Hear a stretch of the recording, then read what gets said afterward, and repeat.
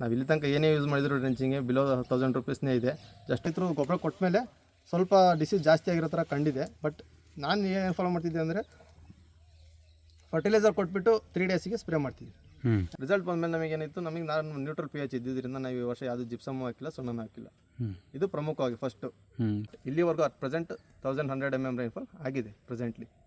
ಇಂಥ ಸಿಚುವೇಷನಲ್ಲಿ ಬೆಳೆನ ಬೆಳೆದಿರೋದು ನಾವು ಏನು ಹೇಳಿದ್ದೀವಲ್ಲ ಅದ್ರ ಮುಖಾಂತರ ಬೆಳೆದಿದ್ದೇವೆ ಹೊರತು ಯಾವುದೋ ಒಂದು ಯಾರಿಗೂ ಗೊತ್ತಿಲ್ಲದ ಔಷಧಿ ತಂದುಬಿಟ್ಟು ನಾವು ಹೊಡೆದಿದ್ದೀವಿ ಇಲ್ಲಿ ಆ ಥರ ಏನಿಲ್ಲ. ಎಲ್ರಿಗೂ ನಮಸ್ಕಾರ, ವೆಲ್ಕಮ್ ಬ್ಯಾಕ್ ಟು ಕೃಷಿ ನಿರಂತರ. ನಾವು last time 1 month back Kiran ಅವರು ನಿಮಗೆ ಶುಂಠಿ ಹೇಗೆ ಬೆಳಿಬೇಕು, ಎಲೆ ಚುಕ್ಕಿ ಹೇಗೆ ಹತೋಟಿ ಮಾಡಬೇಕು ಅಂತ ಥೆರಟಿಕಲ್ ಪಾರ್ಟ್ ಹೇಳಿದರು. ಬಟ್ ಅವರು ಖುದ್ದಾಗಿ 2.25 ಎಕರೆ 1100 mm 1100 mm ಮಳೆ ಆದ್ರೂ ಅದ್ಭುತವಾಗಿ ಶುಂಠಿನ ಮೇಂಟೈನ್ ಮಾಡಿದ್ದಾರೆ. ವೈಜ್ಞಾನಿಕವಾಗಿ ಶುಂಠಿನ ಬೆಳೆದಿದ್ದಾರೆ ನೋಡಿ. ಅವರು ARC ಅರೆಕನಟ್ ರಿಸರ್ಚ್ ಸೆಂಟರಲ್ಲಿ ಕೆಲಸ ಮಾಡ್ತಾ ಅದ್ರ ಜೊತೆಗೆ ಅವರೇ ಸ್ಪ್ರೇಗಳನ್ನೆಲ್ಲ ಮಾಡ್ಕೊಂಡು ಹೊಲದಲ್ಲಿ ಅದ್ಭುತವಾಗಿ ಶುಂಠಿ ಮೇಂಟೈನ್ ಮಾಡಿದ್ದಾರೆ. ಅತಿ ಕಮ್ಮಿ ಖರ್ಚಲ್ಲಿ ಸರಳವಾಗಿ ಶುಂಠಿನ ಮೇಂಟೈನ್ ಮಾಡಿದ್ದಾರೆ. ಏನು ಬೇಕಾದ ಅವಶ್ಯಕತೆ ಇರುತ್ತೆ ಅಷ್ಟನ್ನೇ ಮಾತ್ರ ಕೊಟ್ಟು ಅದ್ಭುತವಾಗಿ ಶುಂಠಿ ಬೆಳೆದಿದ್ದಾರೆ. ಕಂಪ್ಲೀಟ್ ಪ್ಯಾಕೇಜ್ ಆಫ್ ಪ್ರಾಕ್ಟೀಸ್ ಹೇಳೋ ಥರ ಇದನ್ನು ಕಂಪ್ಲೀಟ್ ಅವ್ರು ಏನೇನು ಪ್ರೊಸೀಜರ್ ಫಾಲೋ ಮಾಡಿದ್ರು ಅದನ್ನು ಕಂಪ್ಲೀಟಾಗಿ ವಿವರಣೆ ಕೊಟ್ಟಿದ್ದಾರೆ. ದಯವಿಟ್ಟು ವಿಡಿಯೋನ ಕೊನೆ ತನಕ ಸಂಪೂರ್ಣವಾಗಿ ನೋಡಿ. Every content is very informative. ನೀವು ಒಂದ್ಸರಿ ನೋಡಿ ವಿಡಿಯೋನ, ಆಮೇಲೆ ನೀವೇ ಹೇಳ್ತೀರಾ. ಎಲ್ಲರಿಗೂ ನಮಸ್ಕಾರ. ನನ್ನ ಹೆಸರು ಎಸ್ ಎ ಕಿರಣ್ ಕುಮಾರ್ ಅಂತ ಹೇಳ್ಬಿಟ್ಟು ನಾನು ಕೆಳದಿ ಶಿವಪ್ಪನಾಯಕ ಕೃಷಿ ಮತ್ತು ತೋಟಗಾರಿಕಾ ವಿಶ್ವವಿದ್ಯಾಲಯದ ಅಡಿಯಲ್ಲಿರುವಂತಹ ಅಡಿಕೆ ಸಂಶೋಧನಾ ಕೇಂದ್ರದಲ್ಲಿ ಅಸಿಸ್ಟೆಂಟ್ ಪ್ರೊಫೆಸರ್ ಪ್ಲಾಂಟ್ ಪೆಥಾಲಜಿ ಆಗಿಬಿಟ್ಟು ಪೆಥಾಲಜಿಯಲ್ಲಿ ಕೆಲಸ ಮಾಡ್ತಾಯಿದ್ದೀನಿ. ಈ ಪ್ರಮುಖವಾಗಿ ಈ ವಿಡಿಯೋ ಮಾಡೋದಕ್ಕೆ ಕಾರಣ ಅಂದರೆ ಲಾಸ್ಟ್ ಟೈಮು ನಮ್ಮ ಕೃಷಿ ನಿರಂತರ ಯೂಟ್ಯೂಬ್ ಚಾನಲಲ್ಲೇ ನಾನು ಏನು ತೋಟಗಾರಿಕೆ ಇಲಾಖೆಯವ್ರು ಮಾಡ್ತಕ್ಕಂಥ ಶುಂಠಿ ಬೆಳೆಯಲ್ಲಿ ಎಲೆ ಚುಕ್ಕೆ ರೋಗದ ಬಗ್ಗೆ ರಿಸೋರ್ಸ್ ಪರ್ಸನ್ ಆಗಿ ಸರ್ವ್ ಮಾಡಿದ್ದೆ. ಆವಾಗ ಕೃಷಿ ನಿರಂತರ ಯೂಟ್ಯೂಬ್ ಚಾನಲವರು ವಿಡಿಯೋ ಮಾಡ್ಕೊಂಡು ಅದನ್ನು ಇದಕ್ಕೆ ಹಾಕಿದರು. ಬಟ್ ತುಂಬ ಜನಕ್ಕೆ ರೀಚ್ ಆಗಿದೆ ಅದು ವಿಡಿಯೋ ಅಂತ ಅಂದ್ಕೊಂಡಿದ್ದೀನಿ. ಬಟ್ ಸ್ವಲ್ಪ ಏನಾಗ್ತಿದೆ ಅಂದರೆ ಈಗ ಏನು MSc ಅಗ್ರಿ ಆಗಿರ್ಬೋದು, BSc ಅಗ್ರಿ ಓದಿರೋರು ಅಥವಾ ಸೈಂಟಿಸ್ಟ್ಗಳು, ಕೃಷಿ ವಿಜ್ಞಾನಿಗಳು ಅಂತ ಅದರಲ್ಲಿ ಎಸ್ಪೆಷಲಿ ಅವರು ಹೇಳ್ತಕ್ಕಂತಹದ್ದು ಫೀಲ್ಡ್ ಲೆವೆಲ್ಗಿಂತ ತುಂಬ ದೂರ ಇದೆ. ಅವ್ರು ಏನೇ ಹೇಳಿದ್ರು ಬುಕ್ಕಲ್ಲಿ ಇರೋದು ಹೇಳ್ತಾರೆ. ಅವ್ರ ಫೀಲ್ಡಿಗೆ ಯಾವತ್ತು ಬರಲ್ಲ ಅಂತೇಳ್ಬಿಟ್ಟು ಭಾಳ ಜನದ ಮನಸ್ಸಲ್ಲಿ ಭಾಳ ಜನ ಅಗ್ರಿಕಲ್ಚರ್ ಇನ್ಪುಟ್ ಡಿಸ್ಟ್ರಿಬ್ಯೂಟರ್ಸ್ ಆಗಿರ್ಬೋದು, ಪ್ರೊವೈಡರ್ಸ್ ಆಗಿರ್ಬೋದು, ಅದರದ್ದು ಹೇಳ್ತಕ್ಕಂಥ ಮಾತು ನಮಗೆ ಸ್ವಲ್ಪ ಕೇಳಿ ಬಂದಿರೋದ್ರಿಂದ ನಾನು ಇದನ್ನು ಡೈರೆಕ್ಟಾಗಿ ನಾನು ಬೆಳೆದಿರ್ತಕ್ಕಂಥ ಬೆಳೆ ಸ್ವತಃ ನಾನೇ ಕೈಯಾರೆ ಬೀಜ ಮುರಿದ್ಬಿಟ್ಟು, ಬೀಜ ಔಷಧಿ ನೆನೆಸ್ಬಿಟ್ಟು, ಬೀಜೋಪಚಾರ ಮಾಡಿಬಿಟ್ಟು ಮಾರ್ಚ್ 28ನೇ ತಾರೀಕು ಅಂದರೆ ಇವತ್ತಿಗೆ 165 ದಿವಸದ ಬೆಳೆ ಇದು. ಮಾರ್ಚ್ 28ನೇ ತಾರೀಕು ನಾಟಿ ಮಾಡ್ಕೊಂಡಿರ್ತಕ್ಕಂಥ ಬೆಳೆ ಇವತ್ತು 165 ದಿವಸ 5.5 ತಿಂಗಳಾದಮೇಲೆ ಈ ಥರ ಇದೆ. ಯಾಕೆ ಅಂದರೆ ಪ್ರಮುಖವಾಗಿ ಈ ವರ್ಷ ಎಲ್ಲರೂ ಶುಂಠಿ ಬೆಳೆಗೆ ಹೆಚ್ಚು ಆತಂಕ ಪಟ್ಟಿರೋದು ಏನಕ್ಕಪ್ಪ ಅಂದರೆ ಶುಂಠಿ ಬೆಳೆಗೆ ಬಂದಿರತಕ್ಕಂಥ ಹೊಸ ರೋಗ, ಅದು ಪೆರಿಕ್ಯುಲೇರಿಯಾ ಎಲೆ ಚುಕ್ಕೆ ರೋಗ ಅಂತಲೇ ಹೇಳ್ತಿದ್ದಾರೆ, ಬೆಂಕಿ ರೋಗ ಅಂತಲೇ ಹೇಳ್ತಿದ್ದಾರೆ. ಜೊತೆಗೆ ಕೊಲ್ಟೋಟ್ರೈಕಮ್ ಅಂತ ಹೇಳ್ಬಿಟ್ಟು ನಾವು ಸೈಂಟಿಫಿಕ್ ಕಮ್ಯುನಿಟಿಯಿಂದ ಅದು ಕೂಡ ಇದೆ ಅಂತ ಹೇಳ್ತಾ ಇದ್ದೀವಿ. ಯಾಕೆ ಅಂದರೆ ಅದೇ ಪೆರಿಕ್ಯುಲೇರಿಯಾ ಒಂದೇ ರೋಗದಿಂದ ಇಷ್ಟೊಂದು ನಮಗೆ ಹಾನಿ ಆಗ್ತಿದೆ ಅಂತ ಹೇಳ್ಬಿಟ್ಟಲ್ಲ, ಅದ್ರ ಜೊತೆ ನಮಗೆ ಪೆರಿಕ್ಯುಲೇರಿಯಾ ಜೊತೆ ಕೊಲ್ಟೋಟ್ರೈಕಮ್ ಕೂಡ ಇದೆ, ಜೊತೆಗೆ ಸ್ವಲ್ಪ ಮಟ್ಟಿಗೆ ಬ್ಯಾಕ್ಟೀರಿಯಾ ಕೂಡ ಇದೆ, ಎಕ್ಸಾಂಥೋಮೋನಾಸ್ ಅಂತ ಹೇಳ್ಬಿಟ್ಟು. ಇದರಿಂದ ಈಗೇನು ಹೊಸದಾಗಿ ರೋಗ ಬಂದುಬಿಟ್ಟು ಹೆಚ್ಚಿನ ರೈತರು ತುಂಬ ಹಾನಿ ಮಾಡ್ಕೊಂಡಿದ್ದಾರೆ. ಯಾಕೆಂದರೆ ಸಾಧಾರಣವಾಗಿ ನಾವೇ ಓಡಾಡ್ಬೇಕಾದ್ರೆ ನಮಗೇ ಬೇರೆ ಬೆಳೆಗಳು ನೋಡಿದರೆ, ಶುಂಠಿ ಬೆಳೆದಕ್ಕಂಥ ರೈತನಾಗಿ ಬೇರೆ ಬೆಳೆಗಳು ನೋಡಿದಾಗ ಹಾಳಾಗಿರ್ತಕ್ಕಂಥ ಬೆಳೆ ನೋಡಿದಾಗ ನಮಗೆ ಹೊಟ್ಟೆ ಉರಿಯುತ್ತೆ ಯಾರಿಗೇ ಆಗಲಿ. ಆ ಉದ್ದೇಶದಿಂದ ಏನು ಮಾಡಿದ್ದೀವಿ ಅಂದರೆ ಈಗ ನಾವು ಏನು ಹೇಳಿದ್ದೀವಲ್ಲ ಅದನ್ನೇ ಮಾಡಿದ್ದೀವಿ ಹೊರತು ಏನೋ ಹೇಳದೇ ಇದ್ದದನ್ನು ಮಾಡಿ ತೋರ್ಸೋಕ್ಕೆ ಇದನ್ನು ಕರೆದಿಲ್ಲ ಇಲ್ಲಿ. ಆ ಉದ್ದೇಶದಿಂದ ಮಾಡಿದ್ದೀವಿ ಹೇಳ್ತಿದ್ದೀನಿ. ಈಗೇನು ಪೆರಿಕ್ಯುಲೇರಿಯಾ ರೋಗ ಆಗಿರ್ಬೋದು ಅಥವಾ ಕೊಲ್ಟೋಟ್ರೈಕಮ್ ಎಲೆ ಚುಕ್ಕೆ ರೋಗ ಅಂತ ಹೇಳಿದೆ, ಅದರದ್ದು ಕ್ಲಿಯರ್ ಸಿಮ್ಟಮ್ಸ್ನ ತೋರಿಸ್ಬಿಡ್ತೀನಿ. ಅದರಿಂದ ಬಂದಿರತಕ್ಕಂಥ ರೋಗ ಇದ್ರ ಮೇಲ್ಗಡೆ ನೋಡ್ಬೋದು, ಇಲ್ಲಿ ಸಣ್ಣ ಚುಕ್ಕೆ ಇದೆ, ಇದು ಅದರದ್ದು ಇನಿಷಿಯಲ್ ಸಿಮ್ಟಮ್, ಪ್ರಾರಂಭಿಕ ಹಂತ. ಇದು ಜಾಸ್ತಿ ಆಗಿರೋದು. ರೋಗ ಇನ್ನೂ ಜಾಸ್ತಿ ಆದಾಗ ಇಲ್ಲಿ ಎನ್ಲಾರ್ಜ್ ಆಗಿದೆಯಲ್ಲ ಈ ಥರ ಆಗ್ಬಿಟ್ಟು ಪೂರ್ತಿ ಒಣಗಿಬಿಟ್ಟು ಎಲ್ಲೇ ಜೋತ್ ಬೀಳುತ್ತೆ. ಇದು ಪೈರಿಕ್ಯುಲೇರಿಯಾ, ಸ್ಪೆಸಿಫಿಕ್ಕಾಗಿ ಹೇಳ್ತೀನಿ, ಇದು ಪೈರಿಕ್ಯುಲೇರಿಯಾ. ಕೊಲ್ಟೋಟ್ರೈಕಮ್ ಅಂತ ಬಂದ್ರಿ ಅಂದರೆ ಈ ಎಲೆ ನೋಡ್ಬೋದು, ಈ ಎಲೆ ನೋಡಿ, ಈ ಚುಕ್ಕೆ ನೋಡಿ ಏನಾಗಿದೆ, ಮಧ್ಯದಲ್ಲಿ ಕಪ್ಪು ಬಣ್ಣ ಇದೆ, ಕಪ್ಪು ಬಣ್ಣದ ಒಂದು ಕಣ್ಣಿನ ಥರ ಸಾಸಿವೆ ಕಾಳು ಥರ ಇದೆ. ಇದು ಕೊಲ್ಟೋಟ್ರೈಕಮ್ ಅನ್ನತಕ್ಕಂತಹ ರೋಗಾಣು, ಫಂಗಸ್ಸಿಂದ ಬರ್ತಕ್ಕಂಥ ರೋಗ. ಏನಾಗಿದೆ, ಇದೆರಡು ಸೇರ್ಕೊಂಡ್ಬಿಟ್ಟು ಎಲ್ಲ ರೈತರಿಗೆ ತುಂಬ ಈ ವರ್ಷ ಲಾಸ್ ಮಾಡಿರ್ಬೋದು ಅಥವಾ ಬೆಳೆ ಹಾನಿ ತುಂಬ ಮಾಡಿದ್ದಾವೆ. ಇದಕ್ಕೆ ಪ್ರಮುಖವಾದ ಕಾರಣ ನಮಗೆ ಈ ರೋಗ ಬರುತ್ತೆ ಅಂತಕ್ಕಂಥ ನಿರೀಕ್ಷೆ ಯಾರಿಗೂ ಇರಲಿಲ್ಲ ಫಸ್ಟು. ಇನ್ನೊಂದೇನು, ಲಾಸ್ಟ್ ಇಯರೇ ಬಂದಿದ್ದು ನಮಗೆ ಅಕ್ಟೋಬರಲ್ಲಿ ಇಬ್ನಿ ಬೀಳೋ ಟೈಮಲ್ಲಿ ಅಂತೇಳ್ಬಿಟ್ಟು ಅದರಲ್ಲಿ ಸ್ಪೆಸಿಫೈ ಮಾಡಿದ್ದೀನಿ. ಅದೇ ಟೈಮಲ್ಲಿ ಕೊಡಗಲ್ಲಿ ಕಾಣಿಸ್ಕೊಂಡಿತ್ತು, ನಮಗೆ ಕೊಡಗು ಮತ್ತು ಪ್ರಿಯಾಪಟ್ಟಣ ಕಡೆ ಕಾಣಿಸಿತ್ತು. ಬಟ್ ಅದು ಇಷ್ಟು ವ್ಯಾಪಕವಾಗಿ ಈ ವರ್ಷದ ಮಳೆಗಾಲದ ಜೊತೆ ಸೇರ್ಕೊಂಡ್ಬಿಟ್ಟು ನಮಗೆ ಹಾನಿ ಮಾಡುತ್ತೆ ಅಂತ ಅವರು ಊಹೆ ಮಾಡಿರಲಿಲ್ಲ. ಬಟ್ ಏನಾಗಿದೆ ಅಂದರೆ ಇಲ್ಲಿ ಯಾವುದೇ ಕೃಷಿ ವಿಜ್ಞಾನಿಗಳಾಗಲಿ ಯಾರೇ ಹೇಳಿದ್ರು ಈ ಕೊಲ್ಟೋಟ್ರೈಕಮ್ ಪೆರಿಕ್ಯುಲೇರಿಯಾ ಎರಡಕ್ಕೂ ಕೂಡ ಎಲ್ಲ ಕೆಮಿಕಲ್ಗಳು ಸ್ಪ್ರೇ ವರ್ಕ್ ಆಗುತ್ತೆ. ಅಂದರೆ ಪೆರಿಕ್ಯುಲೇರಿಯಾಗೆ ನೀವು ಯಾವ ಥರದ್ದು ಔಷಧಿಗಳು ಸ್ಪ್ರೇ ಮಾಡ್ತಿರಲ್ಲ ಅದು ಕೊಲ್ಟೋಟ್ರೈಕಮ್ ಕೂಡ ವರ್ಕ್ ಆಗುತ್ತೆ. ಪೆರಿಕಿಲರ್ ನಮಗೆ ಹೆಚ್ಚಾಗಿ ಭಾಳ ಬೆಳೆಗಳು ಕಾಣಿಸಲ್ಲ. ಹೆಚ್ಚಾಗಿ ಕಾಣಿಸ್ತಿದ್ದು ಅಂದರೆ ನಮಗೆ ಭತ್ತದಲ್ಲಿ ಕಾಣಿಸ್ತಿದ್ದು ಬಿಟ್ಟರೆ ಈ ಥರ ನಮಗೆ ಶುಂಠಿ ಈ ಥರದ್ದು ಬೆಳೆಗಳಲ್ಲಿ ಹೆಚ್ಚು ಕಾಣಿಸ್ತಿಲ್ಲ. ಕೊಲ್ಡೋಟ್ರೈಕಮ್ ಅನ್ನೋದು ದ್ವಿದಳ ಧಾನ್ಯಗಳಿಂದ ಹಿಡಿದುಬಿಟ್ಟು ಆಂಥ್ರಾಕ್ನೋಸ್ ಅಂತ ಹೇಳ್ಬಿಟ್ಟು ಏನು ಹೇಳ್ತೀವಿ, ಅಂಗಮಾರಿ ರೋಗ ಆಗಿರ್ಬೋದು, ಅಥವಾ ನಮ್ಮ ಮೆಣಸಿನ್ಕಾಯಿಲಿಂದ ಹಿಡ್ಬೋದು, ಅಥವಾ ಎಲೆಚುಕ್ಕೆ ರೋಗ ಇರ್ಬೋದು, ಅಡಿಕೆಯಲ್ಲಿ ಬಂದಿರೋದಾಗಿರ್ಬೋದು, ಎಲ್ಲದರಲ್ಲೂ ಈ ಕೊಲ್ಡೋಟ್ರೈಕಮ್ ರೋಗ ಬರುತ್ತೆ. ಈ ಕೊಲ್ಡೋಟ್ರೈಕಮ್ಗೆ ನೀವು ಏನು ಸ್ಪ್ರೇ ಮಾಡ್ಕೊತಿರಲ್ಲ, ಸ್ಟಾರ್ಟಿಂಗ್ ವಿತ್ ಮ್ಯಾಂಕೋಜೆಬ್. ಯಾಕೆ ಅಂದರೆ ಯೂನಿವರ್ಸಿಟಿಯವ್ರು ಬರೀ ಮ್ಯಾಂಕೋಜೆಬ್ಬು, ಕಾರ್ಬನ್ಡೇಸಿಯಮ್ಮು, ಬೆವೆಸ್ಟಿನ್ನು, ಥಿಯೋಫಿನೆಟ್, ಮೀಥೈಲು, ಜಿನೆಬ್ಬು, ಜೈರಾಮು, ಕಾರ್ಬನ್ಡೇಸಿಯಮ್ ಪ್ಲಸ್ ಮ್ಯಾಂಕೋಜೆಬ್ಬು ಇದನ್ನಷ್ಟೇ ಹೇಳ್ತಾರೆ, ಬೇರೆದೇನು ಹೇಳಲ್ಲ ಅಂತಲ್ಲ. ಇವೆಲ್ಲ ಬ್ರಾಡ್ ಸ್ಪೆಕ್ಟ್ರಮ್ ಇರುತ್ತೆ. ಯಾಕೆ ಅಂದರೆ ಈ ರೋಗಗಳನ್ನು ತಗೊಂಡೋಗ್ಬಿಟ್ಟು ನಾವು ಲ್ಯಾಬಲ್ಲಿ ಬೆಳೆಸ್ತೀವಿ ಅಂದರೆ ನಮಗೇನಿಲ್ಲ ಅಂದ್ರೂ 10 ರಿಂದ 12 ದಿವಸ ಬೇಕು. ಅದು ಬರುತ್ತೆ ಅಂತ ಕಾಯಂ ಇರಲ್ಲ. ಮತ್ತೆ ಅದು ಕಂಡೀಷನ್ಗಳು ಕರೆಕ್ಟಾಗಿದ್ರೇ ಲ್ಯಾಬಲ್ಲಿ ಬೆಳೆಯೋದು. ಈಗೇನಾಗಿದೆ, ಲ್ಯಾಬಲ್ಲಿ ಬೆಳೆಸೋಕ್ಕಿಂತ ಮುಂಚೆ ನಾವು ಬೆಳೆಗಳಲ್ಲಿ ಬಂದುಬಿಟ್ಟಿದೆ. ಅದು ಬೆಳೆಗಳಲ್ಲಿ ಬಂದಾಗ ಏನಾಗುತ್ತಪ್ಪ ಅಂದರೆ ನಾವು ಪ್ರಿವೆಂಟಿವ್ ಸ್ಪ್ರೇಸ್ನ ಫಸ್ಟು ಹೇಳ್ಕೊಬೇಕಾಗತ್ತೆ. ಈಗ ನಾವು ಏನೇ ಹೇಳಿರ್ಬೋದು ಇವೆಲ್ಲ ಪ್ರಿವೆಂಟಿವ್ ಆಗಿರುತ್ತೆ. ನೆಕ್ಸ್ಟ್ ಅಡ್ವಾನ್ಸ್ ಸ್ಟೇಜಲ್ಲಿ ಬರ್ತಕ್ಕಂಥದ್ದು ಟೆಬಿಕೊನಜೋಲ್ ಆಗಿರ್ಬೋದು, ಪ್ರಾಪಿಕೊನಜೋಲ್ ಆಗಿರ್ಬೋದು, ಅಥವಾ ಹೆಕ್ಸಾಕೊನಜೋಲ್ ಆಗಿರ್ಬೋದು, ಡೈಫೆನ್ಕೊನಜೋಲ್ ಆಗಿರ್ಬೋದು.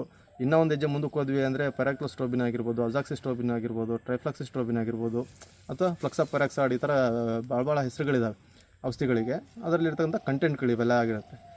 ಈಗೇನಾಗಿದೆ, ನಾವು ಅವಾಗ ಏನು ಹೇಳಿದ್ವಿ, ಏನು ನೋಡ್ತಿದ್ವಿ ಫೀಲ್ಡಲ್ಲಿ, ಅವಾಗಿದ್ದು ರೋಗ ಪ್ರಿವೆಂಟಿವ್ ಸ್ಟೇಜಲ್ಲಿತ್ತು. ಅಂದರೆ ನಮಗೆ ಶಿಕಾರಿಪುರ, ನಂದು ಮೂಲತಃ ಗದ್ದೆ ಇರ್ತಕ್ಕಂಥದ್ದು ಈಗೇನು ಮಾಡಿದ್ದೀವಿ, ಇದು ಕುಸ್ಕೂರು ಗ್ರಾಮ, ಶಿಕಾರಿಪುರ ತಾಲೂಕು, ಶಿವಮೊಗ್ಗ ಜಿಲ್ಲೆ ಇಲ್ಲಿರೋದು.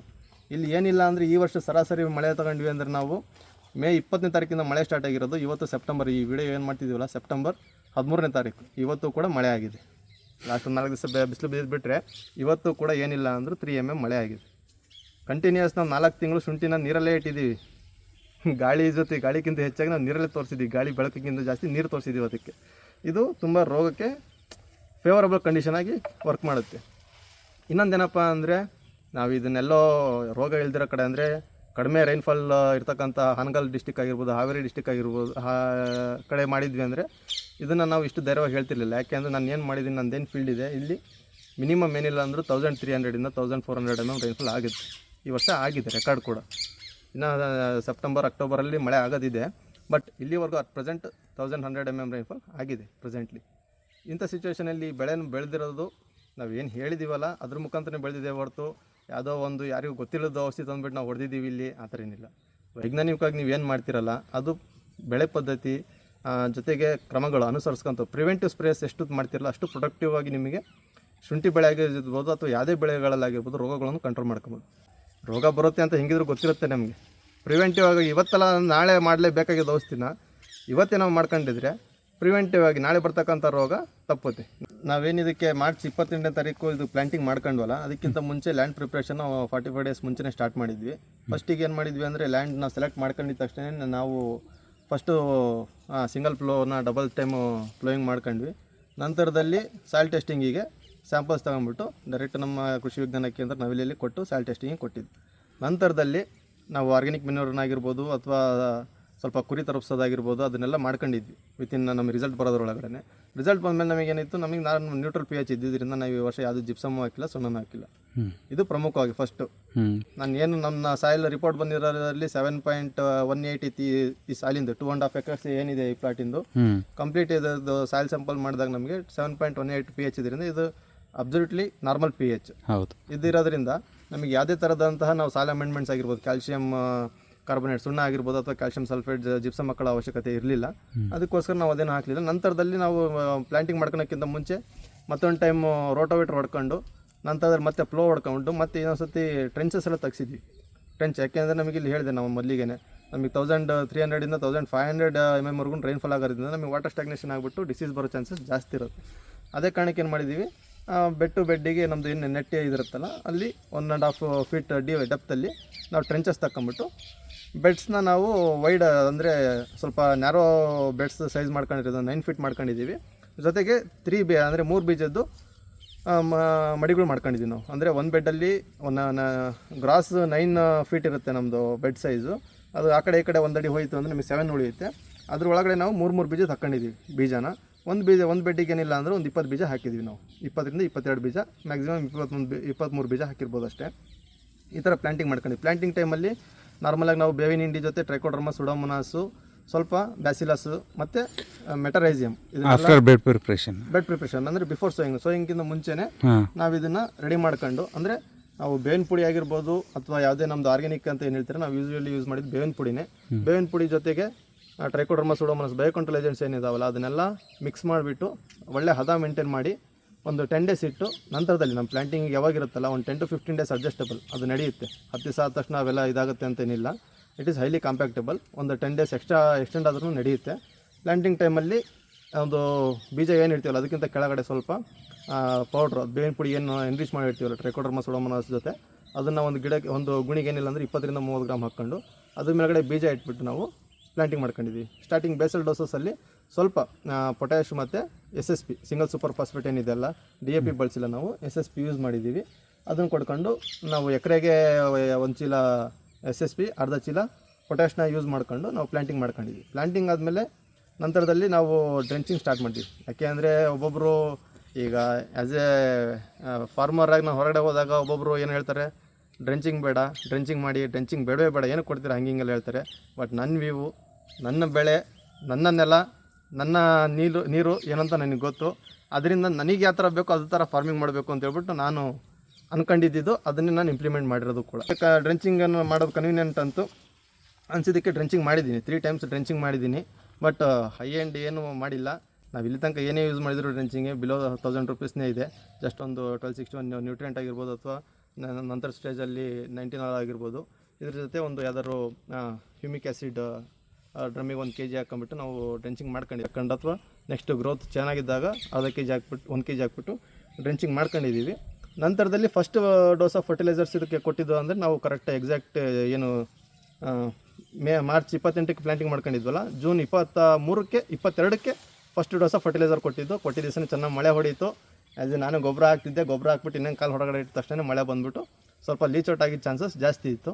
ಅದಕ್ಕೋಸ್ಕರ ನೆಕ್ಸ್ಟ್ ಡೋಸ್ನ ನಾವು 21 ಡೇಸ್ ಆದಮೇಲೆ ಸೆಕೆಂಡ್ ಡೋಸ್ ಕೊಟ್ಟಿದ್ದೀವಿ. ಸೆಕೆಂಡ್ ಡೋಸಲ್ಲಿ ಸ್ವಲ್ಪ ಸ್ಟಾರ್ಟಿಂಗಲ್ಲಿ ನಾವು ಕೊಟ್ಟಿರೋದ್ರಿಂದ ಫಾಸ್ಫರಸ್ನ ಕಡಿಮೆ ಮಾಡ್ಕೊಂಡು ನೈಟ್ರೋಜನ್ನ ಸ್ವಲ್ಪ ಅದನ್ನು ಲಿಮಿಟೆಡ್ ಆಗಿ ಕೊಟ್ಕೊಂಡು ನಂತರ ಪೊಟ್ಯಾಶ್ನ ಸ್ವಲ್ಪ ಜಾಸ್ತಿನೇ ಕೊಟ್ಟಿದ್ದೀವಿ. ಇಲ್ಲ ಅಂತಲ್ಲ, ಸ್ವಲ್ಪ ಮೈಕ್ರೋನ್ಯೂಟ್ರಿಯೆಂಟ್ಸ್ನ ಮಿಕ್ಸ್ ಮಾಡಿಬಿಟ್ಟು ಕೊಟ್ಟಿದ್ದೀವಿ. ಮೈಕ್ರೋನ್ಯೂಟ್ರಿಯೆಂಟ್ಸ್ ಸ್ವಲ್ಪ ಡಿಫಿಷಿಯೆಂಟ್ ಇತ್ತು ಸಾಯಿಲಲ್ಲಿ ಅಂತ ಹೇಳ್ಬಿಟ್ಟು ಪ್ಲಾಂಟಿಂಗ್ ಟೈಮಲ್ಲಿ ಕೊಟ್ಟಿರಲಿಲ್ಲ ಅಂತ ಹೇಳ್ಬಿಟ್ಟು ಸ್ವಲ್ಪ ಎಲ್ಲ ನಮಗೆ ಡಿಫಿಷಿಯನ್ಸಿ ಅಂತ ಕಾಣಿಸ್ತೆ. ಜಿಂಕು ಮತ್ತು ಫೆರಸ್ ಏನು ಡಿಫಿಷಿಯನ್ಸಿ ಕಾಣಿಸಿದಾಗ ನಾವು ಫೋಲಿಯರ್ ಸ್ಪ್ರೇ ಮುಖಾಂತರ ಅದನ್ನು ಕೊಡ್ಕೊಂಡಿದ್ದೀವಿ. ಬಿಟ್ಟರೆ ನಂತರದಲ್ಲಿ ಆಗಸ್ಟ್ ಫಸ್ಟ್ ವೀಕಲ್ಲಿ 3rd ಡೋಸ್ ಆಫ್ ಫರ್ಟಿಲೈಸರ್ಸ್ ಕೊಟ್ಟಿದ್ದೀನಿ. ನಾನು ಏನಕ್ಕೆ ಇಷ್ಟು ಧೈರ್ಯವಾಗಿ 3 ಸತಿ ಗೊಬ್ಬರ ಕೊಟ್ಟಿದ್ದೀನಿ ಅಂತ ಹೇಳ್ತಿದ್ದೀನಪ್ಪ ಅಂದರೆ ನನ್ನ ಸಾಯಿಲ್ ಏನಂತ ನನಗೆ ಗೊತ್ತಿತ್ತು ಅಂತ ಮೊದಲಿಗೆ ಹೇಳಿದೆ. ನನ್ನ ಸಾಯಿಲ್ pH ನಾನು ಯಾವ ಥರ ನ್ಯೂಟ್ರಿಯೆಂಟ್ಸ್ ಕೊಟ್ಟರೆ ನಾನು ಸಾಯಿಲ್ ರೆಸ್ಪಾನ್ಸ್ ಮಾಡ್ತೀನಿ ಅನ್ನೋದು ನನಗೆ ಕಾನ್ಫಿಡೆನ್ಸ್ ಇರೋದ್ರಿಂದ ನಾನು 3 times ಫರ್ಟಿಲೈಸರ್ಸ್ನ ಕೊಟ್ಟಿದ್ದೀನಿ. ಜೊತೆಗೆ ನಮ್ಮದು ಏನು ಎಲೆ ಚುಕ್ಕೆ ರೋಗ ಆಗಿರ್ಬೋದು, ಬೆಂಕಿ ರೋಗ ಏನೋ ಇದೆ ನಮ್ಮ ಈ ಬೆಲ್ಟಲ್ಲಿ ಸ್ಟಾರ್ಟ್ ಆಗಿದ್ದು ಅಂದರೆ ಜುಲೈ 2nd ವೀಕ್. ಜುಲೈ 6ನೇ 7ನೇ ತಾರೀಕು 8ನೇ ತಾರೀಕಿಂದ ಸ್ವಲ್ಪ ಅಲ್ಲಲ್ಲಿ ಕಾಣಿಸೋಕ್ಕೆ ಸ್ಟಾರ್ಟ್ ಆಯಿತು. ನನ್ನ ಫೀಲ್ಡಲ್ಲಿ ಫಸ್ಟು ಚುಕ್ಕೆ ಕಾಣಿಸಿದ್ದು ಅಂದರೆ ಜುಲೈ 10ನೇ ತಾರೀಕು. ಇಮಿಡಿಯೇಟ್ ಜುಲೈ 11ನೇ ತಾರೀಕಿಗೆ ನಾನು ಮೆಟಿರಾಮ್ ಅಂತ ಏನು ಹೇಳಿದೆ ಅದನ್ನು ಸ್ಪ್ರೇ ತಗೊಂಡೆ. Polyram usually 2 gram per litre. ಜೊತೆಗೆ ಅವಾಗ ಸ್ವಲ್ಪ ಡಿಫಿಷಿಯನ್ಸಿ ಇದರಿಂದ ಜಿಂಕು ಮತ್ತು ಫೆರಸ್ EDTA ಫಾರ್ಮುಲೇಷನ್ಸಲ್ಲಿ 1 ಗ್ರಾಮ್ ಪರ್ ಲೀಟರ್ ಯೂಸ್ ಮಾಡ್ಕೊಂಬಿಟ್ಟು ಸ್ಪ್ರೇ ಮಾಡ್ಕೊಂಡಿದ್ದೆ. ನಂತರದಲ್ಲಿ ನಾನು ಯೂಸ್ ಮಾಡಿದ್ದು ಯಾವುದಪ್ಪ ಅಂದರೆ ಒಂದು 15 ಡೇಸ್ ಬಿಟ್ಟಿದ್ದೆ. ಅಲ್ಲಿ ತನಕ ನಮಗೇನು ಆವಾಗ ಇನ್ನೂ ಬೆಡ್ ಎಲ್ಲ ಕೂಡ್ಕೊಂಡಿರಲಿಲ್ಲ, ಅಂದರೆ ಇನ್ನೂ ಮರಿ ಬರ್ತಿತ್ತು. ಜಸ್ಟ್ ಆವಾಗ ಮರಿ ಒಡೆಯೋ ಸ್ಟೇಜ್ ಇದ್ರಿಂದ ಅಷ್ಟೊಂದು ಇಮಿಡಿಯೇಟನ್ನು ಬಿಲ್ಡಪ್ ಆಗ್ತಿರಲಿಲ್ಲ. ಆವಾಗ ಪ್ರಿವೆಂಟಿವ್ ಆಗಿದೆ. 15 ಡೇಸ್ ನಂತರದಲ್ಲಿ ನಾನು ಮಾಡಿದ್ದು ನೇಟಿವ್ ಸ್ಪ್ರೇ ಮಾಡಿದ್ದೆ. Native 1 gram per 0.5 gram per litre ಹಾಕೊಂಬಿಟ್ಟು ಸ್ಪ್ರೇ ಮಾಡಿದಾಗ 3 ಡೇಸ್ ಬಿಟ್ಬಿಟ್ಟು ಅಬ್ಸರ್ವ್ ಮಾಡಿದೆ, ಎಲ್ಲೋ ಸ್ವಲ್ಪ ಜಾಸ್ತಿ ಕಂಟ್ರೋಲ್ ಆಗಿಲ್ಲ ಅಂತೇಳ್ಬಿಟ್ಟು ನನಗೆ ಅನ್ನಿಸ್ತು. ಅದಕ್ಕೋಸ್ಕರ ನಾನು 7 ಡೇಸ್ ಆದಮೇಲೆ ಕಾಂಟಾಫ್ ಪ್ಲಸ್ ಅಂತ ಏನಿದೆ ಎಕ್ಸಕೊನಜಾಲ್ 5% SSC ಅದನ್ನು 1 ml ಪರ್ ಲೀಟರ್ ಹಾಕೊಂಬಿಟ್ಟು ಸ್ಪ್ರೇ ಮಾಡಿದೆ. ನಂತರದಲ್ಲಿ I was so confident, disease control ಆಯಿತು. ನಾನು ಭೂಮಿ ಮೇಲೆ ಬೆಳೆ ಜೊತೆ ನಿಂತ್ಕೊಂಡು ಹೇಳ್ತಿದ್ದೀನಿ, ಸುಳ್ಳು ಹೇಳಿದರೆ ಯಾರು ಕೇಳಲ್ಲ, ಇದನ್ನು ಕೇಳಿಸ್ಕೊಂತಿರುತ್ತೆ. ನಾನು ಕೆಲಸ ಮಾಡಿದ್ದೀನಿ, ಇದು ನೋಡಿದೆ ಎಷ್ಟು ದಿವಸನೂ ಕಾಣ್ತಿದೆಯಲ್ಲ ಕಣ್ಮುಂದೆ, ಸುಳ್ಳು ಹೇಳಿದ್ರೆ ಸ್ಪ್ರೇ ಮಾಡಿದ್ಮೇಲೆ ಅಪ್ ಟು 10 to 15 ಡೇಸ್ ನನಗೆ ನೆಕ್ಸ್ಟ್ ಯಾವುದು ಸ್ಪ್ರೇ ಮಾಡಿಲ್ಲ. ಆಮೇಲೆ ನಾವೇನಿದೆಯಲ್ಲ ನಂತರದಲ್ಲಿ ಸ್ವಲ್ಪ ಮಳೆ ಸಿಚುವೇಶನ್ ಇದ್ದಕ್ಕೆ ನಾವೇನೇ ಸ್ಪ್ರೇ ಮಾಡ್ತೀವಿ ಅಂದ್ರೂ ಕೆಮಿಕಲ್ಸು ಸ್ವಲ್ಪ ರೈನ್ ಫಾಸ್ಟ್ನೆಸ್ ಅಂದರೆ ಆಗಸ್ಟ್ ಫಸ್ಟ್ ವೀಕಲ್ಲಿ ನಮಗೆ ಡಿಸೀಸ್ ಕಾಣಿಸುತ್ತೆ ಅಂತ ಗೊತ್ತಾದ ತಕ್ಷಣವೇ ಆಗಸ್ಟ್ ಫಸ್ಟ್ ವೀಕಲ್ಲಿ ಮಳೆ ಜಾಸ್ತಿ ಇರೋದ್ರಿಂದ ಸ್ವಲ್ಪ ರೈನ್ ಫಾಸ್ಟ್ನೆಸ್ ಚೆನ್ನಾಗಿರ್ತಕ್ಕಂಥ ಕೆಮಿಕಲ್ನ ಸ್ವಲ್ಪ ಯೂಸ್ ಮಾಡಿದ್ವಿ. ನಂತರದಲ್ಲಿ ಆಗಸ್ಟಲ್ಲಿ ಸ್ವಲ್ಪ ಮಳೆ ಜಾಸ್ತಿ ಇರೋದ್ರಿಂದ ಈಗ ನಾವೇನೇ ಕೆಮಿಕಲ್ ಹೊಡಿತೀವಿ ನಮಗೆ ಮಿನಿಮಮ್ 2 hours ಡ್ರೈ ಇರಬೇಕು, ಏನೇ ವಾಶ್ಔಟ್ ಆಗ್ಬಾರ್ದು ಕೆಮಿಕಲ್ಸ್ನ ಹೊಡೆದಿದ್ದು ಅಂದರೆ ಸ್ವಲ್ಪ ಕೆಮಿಕಲ್ಸ್ಗೆ ರೈನ್ ಫಾಸ್ಟ್ನೆಸ್ ಇರಬೇಕು ಅಂತೇಳಿ ನೋಡಿಕೊಂಡು ನಾನು ಸ್ವಲ್ಪ ಆವಾಗ ಫ್ಲಕ್ಸೋಪೆರಾಕ್ಸೈಡ್ ಪ್ಲಸ್ ಪೆರಾಕ್ಲೋಸ್ಟ್ರೋಬಿನ್ ಇದ್ದಿದ್ದು ಕೆಮಿಕಲ್ನ ಯೂಸ್ ಮಾಡಿದ್ದೆ. ಅದಾದಮೇಲೆ ಅಂದರೆ Merivon 80 ml per 200 litre of ವಾಟರಿಗೆ ಯೂಸ್ ಮಾಡ್ಕೊಂಡಿದ್ವಿ. ನಂತರದಲ್ಲಿ ಇದಕ್ಕೆ ನೆಕ್ಸ್ಟ್ ಸ್ಪ್ರೇ ಮಾಡಿದ್ದೆ ಪ್ರಾಪಿಕೊನಜೋಲ್ 25% EC. ಹ್ಞೂ ಜೊತೆಗೆ ಏನು ಹೇಳ್ತಿದ್ದೀನಲ್ಲ, ಸ್ವಲ್ಪ ಕವಚ್ನ ಒಂದು ಸಿಂಗಲ್ ಸ್ಪ್ರೇ ಕೊಟ್ಟಿದೆ, ಬಟ್ ಅದು ಹೇಳ್ತೀನಿ ಎಕ್ಸ್ಪೀರಿಯೆನ್ಸ್ನ. ಇಟ್ ಈಸ್ ಅದು ನಮಗೆ ಕಾಂಟ್ಯಾಕ್ಟ್ ಫಂಜಿಸೈಡ್ ಕವಚ್ ಮೆರಿವನ್ ಆದ ತಕ್ಷಣ ನಂತರದಲ್ಲಿ ಕವಚ್ ಸ್ಪ್ರೇ ಮಾಡಿದ್ದೆ ನಾನು. ಕವಚ್ ಸ್ಪ್ರೇ ಮಾಡಿದ್ದು ಅದು ನಮಗೆ ಏನಿದ್ರು ಟೈಮ್ ಇದ್ದಿದ್ದು ಜಸ್ಟ್ 1 ವೀಕ್ 6 to 7 ಡೇಸ್ ಅಷ್ಟೇ. ಬಟ್ ಅವಾಗ 3 ಡೇಸ್ ಎಕ್ಸ್ಟೆಂಡೆಡ್ ರೈನ್ ಮಳೆ ಆಗಿರೋದ್ರಿಂದ ಸ್ವಲ್ಪ ನಮಗೆಲ್ಲ ಡಿಸೀಸು ಜಾಸ್ತಿ ಆಗ್ತಿದೆ ಅಂತ ಗೊತ್ತಾದ ತಕ್ಷಣ ಪ್ರಾಪಿಕೊನಜೋಲ್ ಏನಿದೆ 25% EC ಟಿಲ್ಟ್ನ ಸ್ಪ್ರೇ ಮಾಡ್ಕೊಂಡಿದ್ದೀವಿ. ಅವಾಗ ನಮಗೆ ಚೆನ್ನಾಗಿ ಕಂಟ್ರೋಲಿಗೆ ಬಂತು, ಅದರದ್ದೇನು ಡೌಟ್ ಇಲ್ಲ.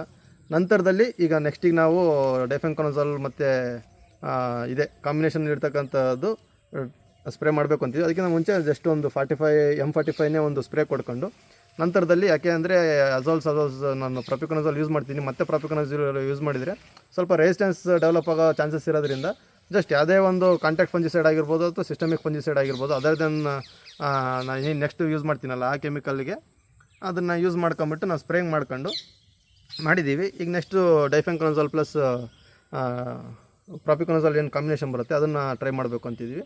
ಇಷ್ಟೆಲ್ಲ ಮಾಡ್ಕೊಂಬಿಟ್ಟು ಈಗ 5 ತಿಂಗಳು 15 ದಿವಸ ಆಗಿದೆ ಕ್ರಾಪಿಗೆ. ಈ ಥರ ಇದೆ ಇದು. ಈಗ ಜನರಲಿ ರೈತರು ಯಾರು ನೋಡ್ತಿರ್ತಾರಲ್ಲ ಅವರಿಗೆ ಕ್ವಶನ್ ರೈಸ್ ಆಗುತ್ತೆ, ಇವ್ರು ಸೈಂಟಿಸ್ಟ್ ಅಂತಾರೆ, ಅಸಿಸ್ಟೆಂಟ್ ಪ್ರೊಫೆಸರ್ ಅಂತಾರೆ, ಕೆಲಸ ಮಾಡೋದ್ಬಿಟ್ಟು ಇದು ಮಾಡ್ತಾರೆ ಅಂತ ಹೇಳ್ಬಿಟ್ಟು. ಇದನ್ನು ನಾನು ಜೊತೆಗೆ ನಮ್ಮ ಅಮ್ಮ ತಮ್ಮ ಇವರು ಇಬ್ಬರು ಸೇರಿಬಿಟ್ಟು ನಾವು ಮಾಡಿರೋದು. ಇವರು ಕಳೆಯೋದಾಗಿರ್ಬೋದು, ಕಳೆ ವೀಡ್ ಮ್ಯಾನೇಜ್ಮೆಂಟು ಜೊತೆ ವಾಟರ್ ಮ್ಯಾನೇಜ್ಮೆಂಟಲ್ಲಿ ಅವ್ರು ನೋಡ್ಕೊತಾರೆ. ಜೊತೆಗೆ ಇದಕ್ಕೇನೆ ಗೊಬ್ಬರ ಕೊಡೋದಿರಲಿ, ಔಷಧಿ ಹೊಡೆಯೋದಿರಲಿ, ಸ್ವತಃ ನಾನೇ ಬಂದುಬಿಟ್ಟು ನಾನೇ ನಿಂತ್ಬಿಟ್ಟು ಹೊಡಿತೀನಿ. ಅದ್ರದ್ದು 2 ಎಲ್ಲ ವೀಡಿಯೋಸ್ ಎಲ್ಲ ಇದ್ದಾವೆ, ಬೇಕಾದ್ರೆ ಕೊಡ್ತೀನಿ, ಅದನ್ನು ಬೇಕಾದ್ರೆ ನೋಡ್ಬೋದು ನೀವು. ಯಾಕೆ ಇಷ್ಟು ಕ್ಲಿಯರ್ ಕಟ್ಟಾಗಿ ಈಗ ಹೇಳ್ತಿದ್ದೀವಿ ಅಂದರೆ, ಈಗ ನಾವೇ ಬೆಳೆದಿರ್ತಕ್ಕಂಥ ಬೆಳೆಯಲ್ಲಿ ಇಷ್ಟು ಧೈರ್ಯವಾಗಿ ನಿಂತ್ಕೊಂಡು ಮಾತಾಡೋ ಧೈರ್ಯ ಬರೋದು ಅಂದರೆ ನಾವೇ ಸ್ವತಃ ಕೈಯಾರೆ ಮಾಡಿದಾಗ. ಅದನ್ನು ಮಾಡಿರೋದ್ರಿಂದ ನಾನು ಇವತ್ತು ಇಷ್ಟು ಕಾನ್ಫಿಡೆಂಟಾಗಿ ಹೇಳ್ತಿದ್ದೀನಿ. ನಾನು ಅವತ್ತೇನು ಹೇಳಿದ್ದೀನಲ್ಲ ಆ ವೀಡಿಯೋಸಲ್ಲಿ ಏನಿದೆಯಲ್ಲ ಅದನ್ನೇ ಮಾಡಿದ್ದೀನಿ ಇಲ್ಲೂ ಕೂಡ. ಅದು ಬಿಟ್ಟು ಮತ್ತೇನು ಮಾಡೋಕ್ಕಾಗಲ್ಲ, ಅದು ಬೇರೆ ಬಿಟ್ಟು ಅದು ಬಿಟ್ಟು ಮತ್ತೆ ಇನ್ನೇನು ಇಲ್ಲ. ಬಟ್ ಏನಾಗ್ತಿದೆಯಪ್ಪ ಅಂದರೆ ಪ್ರಸ್ತುತ ಈಗ ಇಷ್ಟೆಲ್ಲ ಇದ್ರೂ ಮತ್ತು ಯಾಕೆ ರೈತರಿಗೆ ಹೇಳ್ತಿಲ್ಲ, ರೈತರಿಗೆ ಇದಾಗ್ತಿಲ್ಲ ಅಂದರೆ, ಈಗ ಟೆಕ್ನಾಲಜೀಸ್ ಎಲ್ಲ ಇದ್ದಾವೆ, ಅದನ್ನು ಕಂಪ್ಲೀಟ್ ಟ್ರಾನ್ಸ್ಫರ್ ಆಗ್ತಿರೋದು ಅಲ್ಲಿ ಫೇಲ್ ಆಗ್ತಾಯಿದೆ. ಈಗ ಯಾರೋ ಒಬ್ಬರು ಈಗ ನಾವು ಗೊತ್ತಿದ್ದು ಹೇಳಬಾರ್ದು ಹೊರಗಡೆ ಬಂದುಬಿಟ್ಟು ಅಂತೇನಲ್ಲ, ಆದರೆ ಅದನ್ನು ಔಟ್ರೀಚ್ ಆಗ್ತಕ್ಕಂಥ ಪ್ಲ್ಯಾಟ್ಫಾರ್ಮು ಅದು ಅಷ್ಟು ಅನುಕೂಲಕರ ಆಗಿರೋದ್ರಿಂದ ಸ್ವಲ್ಪ ವಿಳಂಬ ಆಗಿರುತ್ತೆ. ಯಾಕೆ ಅಂದರೆ ಈ ರೋಗ ಈ ವರ್ಷನ ಫಸ್ಟ್ ಬಂದಿರೋದ್ರಿಂದ ನಾವು ಮೊದಲಿಂದ ಬೆಳೆದಿರ್ತಕ್ಕಂಥವ್ರಿಗೂ ಈ ರೋಗ ಸ್ವಲ್ಪ ಕನ್ಫ್ಯೂಸ್ ಮಾಡಿದೆ. ಈ ವರ್ಷ ಲಾಸ್ಟ್ ಇಯರ್ ಒಂದು ಸೀಸನ್ ಕ್ರಾಪ್ ಮಾಡಿದೆ, ಬಟ್ ಈ ಸೆಕೆಂಡ್ ಸೀಸನ್ ಕ್ರಾಪು ಇದರಲ್ಲೂ ಕೂಡ ಹೊಸದಾಗಿ ಮಾಡಿರೋರ್ಗೂ ಕೂಡ ಬಂದಿದೆ ಈ ಕ್ರಾಪ್. ನಾನು ತಂದೆ ಕಾಲದಿಂದ ಅಜ್ಜನ ಕಾಲದಿಂದ ಎಲ್ಲ ಶುಂಠಿ ಬೆಳೆದು ಆ ಥರ ಇದ್ದವ್ರಿಗೂ ಕೂಡ ಬಂದಿದೆ. ಇದು ಹೊಸದಾಗಿರ್ತಕ್ಕಂಥ ನಮ್ಮಂಥ ಯಂಗ್ ಜನ್ರೇಷನ್ ಫಾರ್ಮರ್ಸ್ ಏನು ಬಂದಿದ್ದಾರೆ ನಮಗೂ ಕೂಡ ಈ ಡಿಸೀಸ್ ಫೈಟ್ ಕೊಟ್ಟಿದೆ, ಇಲ್ಲ ಅಂತಲ್ಲ. ಬಟ್ ಸೈಂಟಿಫಿಕಲಿ ನಾವೇನು ಅಪ್ರೋಚ್ ಮಾಡ್ತೀವಿ, ಹೈಲಿ ಪ್ರಿವೆಂಟಿವ್ ಮೆಥಡ್ ಮೋಡಲ್ಲಿ ನಾವೇನು ಅಂದರೆ ಇದರಲ್ಲಿ ಮೇನ್ ಆಗಿ ಪ್ರಿವೆಂಟಿವ್, ಕ್ಯೂರೇಟಿವ್ ಅದ್ರ ಬಗ್ಗೆ ಯೋಚನೆ ಮಾಡಿದ್ರೆ ಯಾವಾಗ ಅವರಿಗೆ ಸಿಂಪ್ಟಮ್ಸ್ ಕಾಣ್ತು ಅವಾಗ ಇಮಿಡಿಯೇಟ್ ಆಗಿ ಸ್ಪ್ರೇ ಮಾಡ್ಕೊಳ್ಳಿ. ಅಂದರೆ ನಾವು ಒಂದು ಸ್ಪ್ರೇ ಆಗ್ಬಿಟ್ಟು ಮಿನಿಮಮ್ ಏನಿಲ್ಲ ಅಂದ್ರೂ ನೋಡ್ತೀವಿ, ವಿತಿನ್ 3 ಡೇಸಲ್ಲಿ ಗೊತ್ತಾಗ್ಬಿಡುತ್ತೆ ಸಿಸ್ಟಮಿಕ್ ಫಂಜಿಸೈಡ್ಸ್ ಇರೋದ್ರಿಂದ ಅದರದ್ದು ಆಕ್ಟಿವಿಟಿ ಹೇಗಿದೆ ಅಂತ ಹೇಳ್ಬಿಟ್ಟು 3 to 4 ಡೇಸಲ್ಲಿ ನಮಗೆ ಗೊತ್ತಾಗ್ಬಿಡುತ್ತೆ it is working or not ಅಂತ ಹೇಳ್ಬಿಟ್ಟು. ಅದಕ್ಕೆ ನಮಗೆ ಅಷ್ಟು ಕಂಫರ್ಟಬಲ್ ಅನಿಸ್ತಿಲ್ಲ, ನನಗೆ ಅಷ್ಟು ಕಾನ್ಫಿಡೆಂಟ್ ಇಲ್ಲ ಈ ಕೆಮಿಕಲ್ ಬಗ್ಗೆ ಅಂದರೆ ವಿತಿನ್ ಅದು ಹೇಗಿದ್ರು ಕೆಲಸ ಮಾಡ್ತಿಲ್ಲ ಅಂತ ನಮಗೆ ಕಣ್ಮುಂಗೆ ಗೊತ್ತಾದಾಗ ನೆಕ್ಸ್ಟ್ ನಾನು ಸ್ಪ್ರೇ ಮಾಡ್ಕೊತೀನಿ. ಯಾವಾಗ ನನಗೆ ಕಾನ್ಫಿಡೆಂಟ್ ಆಗಿಬಿಟ್ಟು ಕೆಲಸ ಮಾಡ್ತಿದ್ದೆ ಅಂತ ಗೊತ್ತಾಗುತ್ತಲ್ಲ ಕೆಮಿಕಲ್ಲು, ಆವಾಗ ಅಪ್ ಟು 10 to 12 ಡೇಸ್ ನಾನು ಏನು ಡಿಸ್ಟರ್ಬ್ ಮಾಡೋಕ್ಕೆ ಹೋಗಲ್ಲ ಕ್ರಾಪ್, ಅದ್ರ ಪಾಡಿಗೆ ಅದು ಬಿಡ್ತೀನಿ. 13th ಡೇ ಏನಿದೆಯಲ್ಲ ಎಕ್ಸಾಕ್ಟ್ಲಿ ಕ್ಯಾಲೆಂಡರ್ದ ಪ್ರಕಾರ 13 ಡೇಗೆ ನಾನು ಸ್ಪ್ರೇ ಮಾಡ್ತಿದ್ದೀನಿ. 13 ಡೇಸ್ ಇಂಟು 13 ದಿನ ಆದಮೇಲೆ 13 ದಿನ ಆ ಥರ 12ರಿಂದ 13 ದಿನ ಮ್ಯಾಕ್ಸಿಮಮ್ 15 ದಿನ. 15 ದಿವಸ ಆದಮೇಲೆ 16 ದಿನಕ್ಕೆ ನಾನು ಔಷಧಿ ಹೊಡೆಯೋದಲ್ಲ, ಇದಕ್ಕೆ ಬರೋದೇ ಇಲ್ಲ. ಯಾಕೆ ಅಂದರೆ ಡಿಸೀಸ್ ಜಾಸ್ತಿ ಆಗಿರುತ್ತೆ, ನನಗೆ ಗೊತ್ತಿರುತ್ತೆ. ಅದಕ್ಕೋಸ್ಕರನೇ ವಿತಿನ್ 12 ಡೇಸ್ ಟಾರ್ಗೆಟ್ ಇಟ್ಕೊಂತೀವಿ. ಮಳೆ ಇದ್ದು ಏನೇ ಎಕ್ಸ್ಟೆಂಡ್ ಆದ್ರೂ ಕೂಡ ನೆಕ್ಸ್ಟು ವಿತಿನ್ 3 ಡೇಸ್ ಒಳಗೆ ನಾವು ಮತ್ತೆ ಕ್ಯಾಚ್ ಮಾಡ್ಕೊಬೋದು, ಫಂಜಿಸೈಡ್ಸ್ನ ಸ್ಪ್ರೇ ಮಾಡ್ಕೊಬೋದು ಅಂತ ಹೇಳ್ಬಿಟ್ಟು ಇದು ಮಾಡಿದ್ದೀನಿ. ಜೊತೆಗೆ ಈ ಕ್ರಾಪಿಗೆ ನಾನು ಯೂಸ್ ಮಾಡಿರೋದು ಜಸ್ಟ್ ಸ್ಟಾರ್ಟಿಂಗ್ ಸ್ಟೇಜಲ್ಲಿ ಇನ್ಸೆಕ್ಟಿಸೈಡ್ಸ್ನ ಹೇಳ್ತೀನಿ. ಫಂಜಿಸೈಡ್ಸ್ ಏನೆಂದರೆ ಈಗ ಎಲ್ಲಿ ತನಕ ನಮಗೆ ಬೆಳೆ ಇರುತ್ತೆ, ರೋಗ ಇರುತ್ತೆ. ರೋಗ ಕಂಟ್ರೋಲ್ ಆಯಿತು ಅಂದರೆ ನಮಗೆ ಬೆಳೆ ಬಂದೇ ಬರುತ್ತೆ. ನಮಗೆ ರೋಗ ಜಾಸ್ತಿ ಇದೆ, ನಮಗೆ ಹುಳದ ಔಷಧಿ ಹೊಡಿತೀನಿ ಅಂದರೆ ಅರ್ಥ ಇಲ್ಲ ಅದು. ಆದ್ದರಿಂದ ಇನ್ಸೆಕ್ಟಿಸೈಡ್ಸ್ನ ಈ ಕ್ರಾಪಿಗೆ ನಾನು ಯೂಸ್ ಮಾಡಿರೋದು 2 to 3 ಟೈಮ್ಸ್ ಅಷ್ಟೇ. 5 months 15 ಡೇಸಲ್ಲಿ 3 ಟೈಮ್ಸ್. ಅದು ಎಲೆ ತಿನ್ನೋ ಹುಳ ಸ್ವಲ್ಪ ಅಲ್ಲೆಲ್ಲ ಕಾಣಿಸ್ತಿತ್ತು, ಇಲ್ಲೇನು ಸ್ಕ್ರೇಪಿಂಗ್ ಆಗಿದೆಯಲ್ಲ, ಇಲ್ಲಿದೆ ನೋಡಿ, ಈ ಥರ ಆಗಿದ್ದಕ್ಕೆ 1 ಟೈಮ್ ಸ್ಟಾರ್ಟಿಂಗಲ್ಲಿ ಎಮಾಮೆಕ್ಟಿನ್ ಬೆಂಜೋಯೇಟ್ ಯೂಸ್ ಮಾಡಿದ್ದೆ. ನಂತರದಲ್ಲಿ ಸ್ವಲ್ಪ ಫಿಪ್ರೋನಿಲ್ 5 ಯೂಸ್ ಮಾಡಿದ್ದೆ. ಅದೆಲ್ಲದಕ್ಕೂ 1.5 month ಗ್ಯಾಪ್ ಇತ್ತು. ನಂತರ ಮತ್ತೆ ಎಮಾಮೆಕ್ಟಿನ್ ಬೆಂಜೋಯೇಟ್ನ ಯೂಸ್ ಮಾಡಿದ್ದೀನಿ. ಅದು 0.5 grams per liter ಯೂಸ್ ಮಾಡ್ಕೊಂಡಿದ್ದೆ.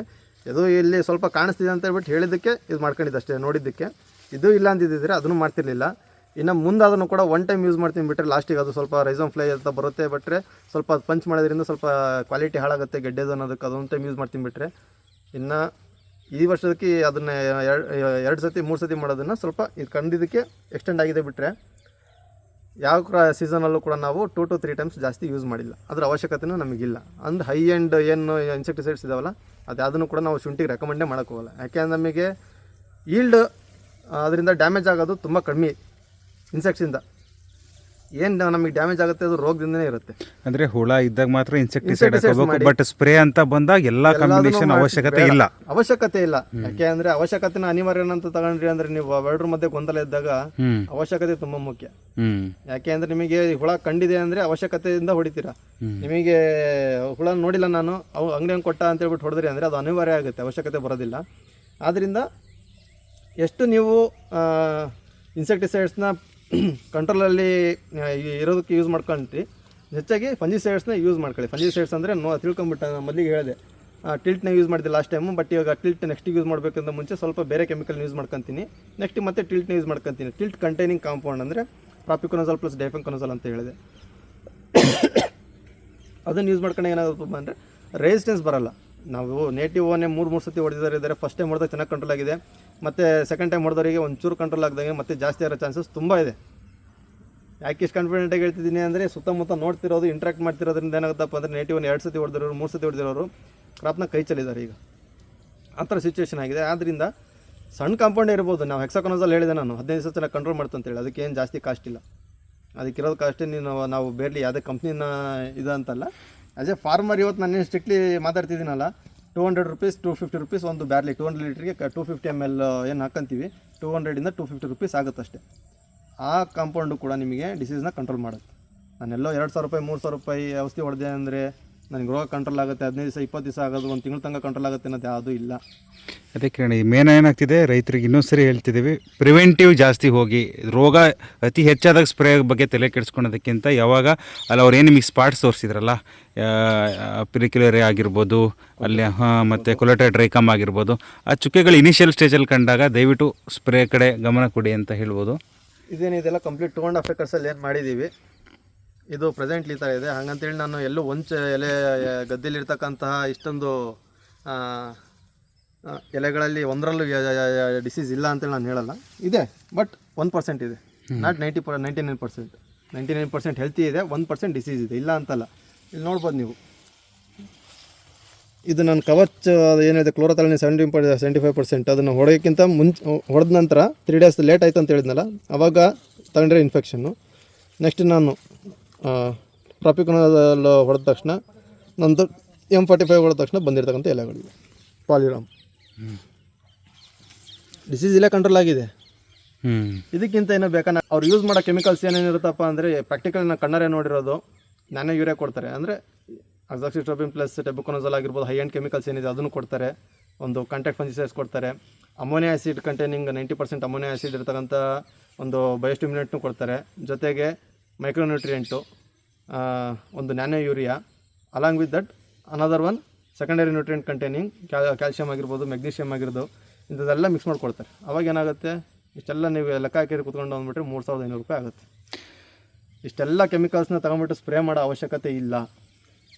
ನೀವು ಸ್ಪ್ರೇ ಮಾಡಬೇಕಾದ್ರೆ ಇನ್ಸೆಕ್ಟಿಸೈಡ್ ಓಕೆ ಹಾಕಿರಲಿಲ್ಲ, ಫಂಗಿಸೈಡ್ ಜೊತೆಗೆ ಯಾವುದಾರ ನ್ಯೂಟ್ರಿಯೆಂಟ್ ಮಿಕ್ಸ್ ಮಾಡ್ತಿದ್ವೋ ಅಥವಾ ಅದನ್ನ ಸಪ್ರೇಟ್ ಅಲ್ಲ. ಅಂದರೆ ಏನು ಹೇಳಿದ್ನಲ್ಲ, ಇಲ್ಲಿ ತನಕ ಇದಕ್ಕೆ ಯಾವುದೇ ಥರದ್ದಾಗಲಿ ವಾಟರ್ ಸಾಲ್ಯುಬಲ್ಸ್ನ ಕೊಟ್ಟಿಲ್ಲ. ವಾಟರ್ ಸಾಲ್ಯುಬಲ್ ಫರ್ಟಿಲೈಸರ್ಸ್ನ ಸ್ಪ್ರೇಯಲ್ಲಿ ಕೊಟ್ಟಿಲ್ಲ. ನಾನು ಹೇಳಿದೆ ಸೆಕೆಂಡ್ ಸ್ಪ್ರೇ ಕೊಡಬೇಕಾದ್ರೆ ನಾನು ಮೆಟಿರಾಮ್ ಅಂತ ಏನು ಹೇಳಿದ್ನಲ್ಲ, ಅದ್ರ ಜೊತೆ ಮೆಟಿರಾಮ್ ಪ್ಲಸ್ ಅದ್ರ ಜೊತೆಗೆ ಜಿಂಕ್ ಮತ್ತು ಫೆರಸ್ ಸ್ವಲ್ಪ ಡಿಫಿಷಿಯನ್ಸಿ ಇತ್ತು. ಯಾಕೆಂದರೆ ಇದು ಮೊದಲಿಂದನೂ ಇದು ಆ್ಯಕ್ಚುಲಿ ಹೇಳ್ಬೇಕಂದ್ರೆ 2020 ಜಿಂಜರ್ ಹಾಕ್ತಿದ್ದ ಕ್ರಾಪು. ಇದು ಸೆಕೆಂಡ್ನೇ ಕ್ರಾಪ್ ಇದರಲ್ಲಿ. ಆಫ್ಟರ್ 4 years ಕ್ರಾಪ್ ಹಾಕಿದ್ವಿ. ರಿಮೈನಿಂಗ್ 2 years ಅವರು ಇದರಲ್ಲಿ ಜೋಳ ಹಾಕಿದ್ದಾರೆ. ಯಾವುದೋ ವರ್ಜಿನ್ ಸೈಲಲ್ಲಿ ಇದು ಮಾಡಿದ್ದಲ್ಲ, ಸೆಕೆಂಡ್ ಕ್ರಾಪ್ ಇದು. ಜಿಂಜರ್ ಹಾಕಿ ತೆಗೆದು 4 ವರ್ಷ ಆಗಿದೆ. 2020 ಪ್ಲಾಂಟಿಂಗ್ ಮಾಡ್ಕೊಂಡಿರೋ, ಫಸ್ಟ್ ಕೊರೋನಾ ಬಂದಿತ್ತಲ್ಲ ಆ ಟೈಮಲ್ಲಿ. ನಂತರದಲ್ಲಿ ಇದು ಸೆಕೆಂಡ್ನೇ ಕ್ರಾಪ್ ಮಾಡ್ತಿರೋದು ಇದನ್ನು. ಆವಾಗ ಸ್ವಲ್ಪ ಫಾಸ್ಫರಸ್ ಕಂಟೆಂಟ್ ಜಾಸ್ತಿ ಇರೋದ್ರಿಂದ ಸ್ವಲ್ಪ ಎಲ್ಲೋ ನ್ಯೂಟ್ರಿಯೆಂಟ್ ಇಂಬ್ಯಾಲೆನ್ಸ್ ಆಗಿಬಿಟ್ಟು ಜಿಂಕ್ ಮತ್ತು ಫೆರಸ್ ಡಿಫಿಷಿಯನ್ಸಿ ಇದ್ದರಿಂದ ಅವಾಗ ಒಂದು ಟೈಮ್ ಫೋಲಿಯರ್ ನ್ಯೂಟ್ರಿಷನ್ ಕೊಟ್ಟಿದ್ದೆ. ಬಿಟ್ಟರೆ ಈಗ 5.5 months ಈಗ ಆಯ್ತಲ್ಲ, ಇವಾಗ ಸ್ವಲ್ಪ ಪೊಟ್ಯಾಶ್ ಕಂಟೈನಿಂಗ್ ಈಗ ಥರ್ಡ್ ಡೋಸ್ ಫರ್ಟಿಲೈಸರ್ಸ್ ಏನಿದೆಯಲ್ಲ ನಾನು ಹೇಳಿದೆ ಆಗಸ್ಟ್ ಫಸ್ಟ್ ವೀಕೆಲ್ಲ ಕೊಟ್ಬಿಟ್ಟು ನಾನು ಸ್ಟಾಪ್ ಮಾಡಿದ್ದೀನಿ ಅಂತ ಹೇಳ್ಬಿಟ್ಟು, ಈಗ ನೆಕ್ಸ್ಟ್ ಏನಿದ್ರು ಅದಕ್ಕೆ ವಾಟರ್ ಸಾಲ್ಯುಬಲ್ ನ್ಯೂಟ್ರಿಯೆಂಟ್ಸ್ 0050 SOP ಅಂತ ಹೇಳ್ಬಿಟ್ಟು ಏನು ಸಿಗುತ್ತೆ ಅದನ್ನು ಯೂಸ್ ಮಾಡ್ಕೊತೀನಿ.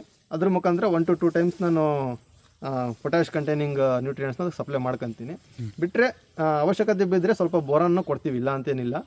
ಅದು ಬಿಟ್ಟರೆ ಇನ್ನು ಅನಾವಶ್ಯಕತೆಯಿಂದ ಯಾವುದೇ ಥರದ ಬೇರೆ ನ್ಯೂಟ್ರಿಯೆಂಟ್ಸ್ನ ಪ್ರತಿ ಸ್ಪ್ರೇಯಲ್ಲೂ ನಾನು ನ್ಯೂಟ್ರಿಯೆಂಟ್ಸ್ನ ಹಾಕೊಂಬಿಟ್ಟು ಸ್ಪ್ರೇ ಮಾಡಿಲ್ಲ. ಹಾಂ, ಅಂದರೆ ನೀವು ಈಗ 1261 ಮಾಡ್ಬೇಕಂದ್ರೆ ಸಪ್ರೇಟ್ ಮಾಡಿದ್ದೀರಾ? ಇಲ್ಲ ಟಿಲ್ ಜೊತೆ ಮಿಕ್ಸ್ ಮಾಡ್ಕೊಂತೀನಿ. ಮಾಡಿದ್ದೀರಾ? ಅದೇ ಯಾಕೆಂದರೆ ಈಗ ಸ್ಪ್ರೇ ಮಾಡೋದೇ ಒಂದು ಲಬೋರಿಯಸ್ ಪ್ರೋಸೆಸ್. ಒನ್ ಟೈಮ್ ಸ್ಪ್ರೇ ಮಾಡ್ತೀವಿ ಅಂದರೆ ಅದಕ್ಕೆ ಇರ್ತಕ್ಕಂಥ ಕಷ್ಟ ಸುಮಾರು ಇದಾವೆ. ಆಸ್ ಎ ಫಾರ್ಮರ್ ಹೇಳಬೇಕು ಅಂದ್ರೆ ನಾನು ಡ್ರಮ್ ತುಂಬಿಸ್ಬೇಕು, ನಾನಿರಲ್ಲ, ನಮ್ಮ ಮಾಮ ಬಂದ್ಬಿಟ್ಟು ಡ್ರಮ್ ತುಂಬಿಸ್ತಾರೆ. ಅವ್ರು ತುಂಬಿಸಿದ್ರು ಅಂದರೆ ನಾನು ಈ ಟೈಮಿಗೆ ಮಳೆ ಇದ್ರೂ ಇಲ್ಲಿಲ್ಲ ಅಂದ್ರೆ ನಾನು ಬರ್ತೀನಿ ಗದ್ದೆಗೆ.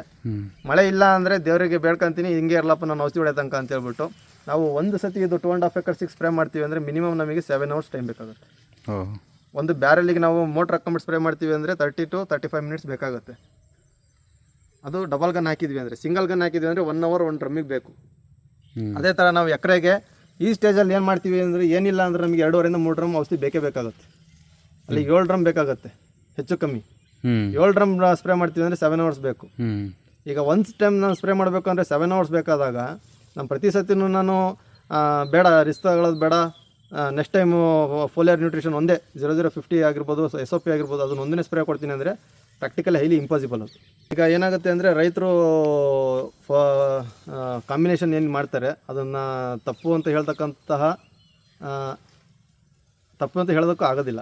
ಯಾಕೆ ಅಂದರೆ ಪ್ರಾಕ್ಟಿಕಲಿ ಅದು ಹೈಲಿ ಇಂಪಾಸಿಬಲ್ ಇರುತ್ತೆ. ಒಂದು ಜೊತೆಗೆ ನಾನು ಹೇಳಿದೆ ಫಂಜಿಸೈಡ್ಸ್ ಇದು ಟಿಲ್ಟ್ ಒಂದನೇ ಹಾಕೊಂಬಿಟ್ಟು ಸ್ಪ್ರೇ ಮಾಡಿದ ನಿದರ್ಶನವೂ ಇದೆ. ಇದರಲ್ಲಿ 2 ರಿಂದ 3 ಅಂದರೆ ಮೈಕ್ರೋನ್ಯೂಟ್ರಿಯೆಂಟು, ಮೇಟಿರಾಮು, ಜಿಂಕ್ ಫೆರಸ್ಸು, ಮೇಟಿರಾಮ್ನ ಹಾಕೊಂಡು ಯೂಸ್ ಮಾಡಿ ಸ್ಪ್ರೇ ಮಾಡಿದ ನಿದರ್ಶನವೂ ಇದೆ, ಇಲ್ಲ ಅಂತನಲ್ಲ. ಬಟ್ ಫಾಸಿಟಲ್ ಅಲ್ಯೂಮಿನಿಯಂ ಅಂತ ಹೇಳ್ಬಿಟ್ಟು ಏನು ನಾವು ಕೆಂಪು ಕೊಳೆ ಕಂಟ್ರೋಲಿಗೆ ಯೂಸ್ ಮಾಡ್ತೀವಿ, ಏಲಿಯೇಟ್ ಅಂತ ಹೇಳ್ಬಿಟ್ಟು ಯೂಸ್ ಮಾಡ್ತೀವಿ, ಅದನ್ನು ಜೊತೆಗೆ ಕವಚ್ ಅಂತ ಕ್ಲೋರೋಥಾಲಿನ್ ಏನಿದೆ ಇಂಥ ಕೆಮಿಕಲ್ಸ್ ಜೊತೆ ಕಾಂಬಿನೇಷನ್ ಮಾಡೋಕ್ಕೆ ಹೋಗ್ಬೇಡಿ. ಸಲ್ಫರ್ ಕಂಟೈನಿಂಗ್ ನ್ಯೂಟ್ರಿಯೆಂಟ್ಸ್ ಏನಿರುತ್ತಲ್ಲ 0050 ಆಗಿರ್ಬೋದು, ಅಥವಾ ನಮ್ಮದು ಬೇರೆ ಏನು ನ್ಯೂಟ್ರಿಯೆಂಟ್ಸ್ ಇರುತ್ತಲ್ಲ ಅದನ್ನೆಲ್ಲ ಕಾಂಬಿನೇಷನ್ ಮಾಡೋಕ್ಕೆ ಹೋಗಬೇಡಿ. ಆದಷ್ಟು ಈಗೇನು ಹೇಳಿದೆ ಟಿಲ್ಟ್ ಜೊತೆ ಬೇಕ್ರಿ ನೀವು ಕಾಂಬಿನೇಷನ್ ಮಾಡ್ಬೋದು, ಸ್ಕೋರ್ ಜೊತೆ ಬೇಡ, ಸ್ವಲ್ಪ ಅಷ್ಟು ಅವಾಯ್ಡ್ ಮಾಡಿ. ಅದು ಸ್ಮೂತ್ ಕೆಮಿಕಲ್ ಇರುತ್ತೆ. ಇದು ಸ್ವಲ್ಪ ನೀವು ಸಲ್ಫರ್ ಕೊಟ್ಟ ತಕ್ಷಣ ಅಥವಾ ಫೋಲಿಯರ್ ನ್ಯೂಟ್ರಿಷನ್ ಕೊಟ್ಟ ತಕ್ಷಣ ಸ್ವಲ್ಪ ಎಲೆ ಹಾರ್ಡ್ ಆಗೋ ಚಾನ್ಸಸ್ ಇರುತ್ತೆ. ಈಗ ಯೂಶ್ವಲಿ ಈಗ 5.5 months ಆಗಿದೆ, ನಂತರದಲ್ಲಿ ಈಗ ಇದು ಕ್ರಾಪ್ ಚೇಂಜ್ ಆಗ್ತಾ ಹೋಗುತ್ತೆ. ಕಲರ್ ನಿಮಗೆ ಇದೇ ಥರ ಗ್ರೀನಿಶ್ ಇರಲ್ಲ. ಯಾವಾಗ ಏನಾಗುತ್ತಪ್ಪ ಅಂದರೆ ನಮಗೆ ಸ್ವಲ್ಪ ಲೈಟ್ ಎಲ್ಲೋಯಿಶ್ ಟರ್ನ್ ಆಗ್ತಾ ಹೋಗುತ್ತೆ. ಆವಾಗ ವೆಜಿಟೇಟಿವ್ ಗ್ರೋತ್ ಇದ್ದಿದ್ದು ಬೆಳವಣಿಗೆ ಸ್ಟಾಪ್ ಆಗಿ ಗೆಡ್ಡೆ ಡೆವಲಪ್ಮೆಂಟ್ ಆಗಿ ಸ್ಟಾರ್ಟ್ ಆಗ್ತಾ ಹೋಗುತ್ತೆ. ಈಗ ಅದು ಪೀಕಲ್ಲಿ ಮೊಗ್ಗು ಬರೋ ಸ್ಟೇಜ್ ಇದು. ಮೊಗ್ಗು ಬರೋ ಟೈಮಲ್ಲಿ ಏನಾಗುತ್ತಪ್ಪ ಅಂದರೆ ನ್ಯೂಟ್ರಿಯೆಂಟ್ಸ್ ಎಲ್ಲ ಲೀವ್ಸಿಂದ ಮತ್ತೆ ರೀಡೈವರ್ಟ್ ಆಗ್ತಾ ಹೋಗುತ್ತೆ. ಜೊತೆಗೆ ಇವಾಗ ಏನು ಬೆಳೆದಿರುತ್ತಲ್ಲ ಅದರದ್ದೆಲ್ಲ ಅದನ್ನು ಮತ್ತೆ ಗೆಡ್ಡೆಗೆ ಫೀಡ್ ಮಾಡ್ತಕ್ಕಂಥ ಟೈಮು. ಬಟ್ ಇನ್ನೊಂದು ಈ ಎಲೆ ಚುಕ್ಕೆ ರೋಗದ ಬಗ್ಗೆ ಇನ್ನೊಂದು ಹೇಳ್ತೀನಿ. ಈಗೇನಾಗಿದೆ, ಎಲೆ ಚುಕ್ಕೆ ರೋಗ ಬಂದುಬಿಟ್ಟು ಕಂಪ್ಲೀಟ್ ಒಣಗಿರೋ ಪ್ಲಾಟ್ನೇ ಮತ್ತೆ ಹಸಿರು ಮಾಡಿದ್ದಾರೆ ಅಂತ ಹೇಳ್ಬಿಟ್ಟು ಏನು ಅದು ಭಾಳ ಜನ ಅಡ್ವರ್ಟೈಸ್ಮೆಂಟ್ ಮಾಡ್ಕೊತಿದ್ದಾರೆ. ಅದೇನು ಕಣ್ಣರೇ ನೋಡಿರೋದಕ್ಕೆ ನಾನು ಹೇಳ್ತಿದ್ದೀನಿ ಇದನ್ನು.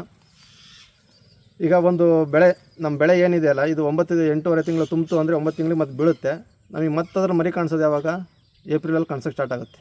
ಅದು ಸೆನೆಸೆನ್ಸ್ ಆಗಿ ಅದ್ರ ಲೈಫ್ ಸೈಕಲ್ ಒಂದು ಟರ್ನ್ ಮುಗೀತು, ನಂತರದಲ್ಲಿ ಇನ್ನೊಂದು ಬಂತು ಅಂತ ಹೇಳ್ಬಿಟ್ಟು ನೆಕ್ಸ್ಟ್ ಲೈಫ್ ಸೈಕಲ್ಗೆ ಸ್ಟಾರ್ಟ್ ಆಗುತ್ತೆ. ಈಗ ಎಲೆ ಚುಕ್ಕೆ ರೋಗ ಬಂದ ತಕ್ಷಣ ಕಂಪ್ಲೀಟ್ ಇಡೀ ಪ್ಲಾಟ್ ನಾವೇನು ಪ್ರಿವೆಂಟಿವ್ ಸ್ಪ್ರೇ ಅದು ಮಾಡ್ಕೊಂಡಿಲ್ಲ ಅಂದರೆ ಕಂಪ್ಲೀಟ್ ಪ್ಲಾಟ್ ಒಣಗುತ್ತೆ ಫಸ್ಟು. ಅದಕ್ಕೆ ನೀವು ಒಂದು ಯಾರಿಗಾರು ಕನ್ಸಲ್ಟ್ ಮಾಡಿದ್ರಿ ಅಂದರೆ ಯಾವ್ಯಾವ ಕೆಮಿಕಲ್ಸ್ ಇದೆ ಅವೆಲ್ಲ ಕೊಟ್ಬಿಟ್ಟು ಸ್ಪ್ರೇ ಮಾಡಿ ಅಂತ ಹೇಳ್ತಾರೆ. ಸ್ಪ್ರೇ ಮಾಡಿದ ತಕ್ಷಣ ಅದರಲ್ಲಿ ಮರಿ ಬರುತ್ತೆ ಅಂತೇಳ್ಬಿಟ್ಟು ಹೇಳ್ತಾರೆ. ನೀವು ಸ್ಪ್ರೇ ಮಾಡಿಲ್ಲ ಅಂದ್ರೆ ಅದರಲ್ಲಿ ಮರಿ ಬರುತ್ತೆ, 4 ರಿಂದ 5 ಮರಿ ಬರುತ್ತೆ, ನೋ ಡೌಟ್ ಬಂದೇ ಬರುತ್ತೆ. ಆ ಮರಿಗಳು ಬಂದಿದ್ದು ವಿತಿನ್ 15 ಡೇಸಲ್ಲಿ ನಿಮಗೆ 4 ಎಲೆ ಬಿಡುತ್ತೆ, ಈ ಹೈಟಿಗೆ ಬರುತ್ತೆ ಅದು ನೆಲದಿಂದ. ಆವಾಗ ಆಟೋಮೆಟಿಕ್ಕಾಗಿ ನಿಮಗೆ ಕ್ರಾಪು ಗ್ರೀನಿಶ್ ಕಂಡೇ ಕಾಣುತ್ತೆ. ಇದನ್ನು ಯೂಸ್ ಮಾಡ್ಕೊಂಡು ಅಡ್ವರ್ಟೈಸ್ ಮಾಡೋಕ್ಕೆ ಹೋಗಬೇಡಿ. ಫಸ್ಟ್ ಇದನ್ನು ಹೇಳ್ತಿದ್ದೀನಿ.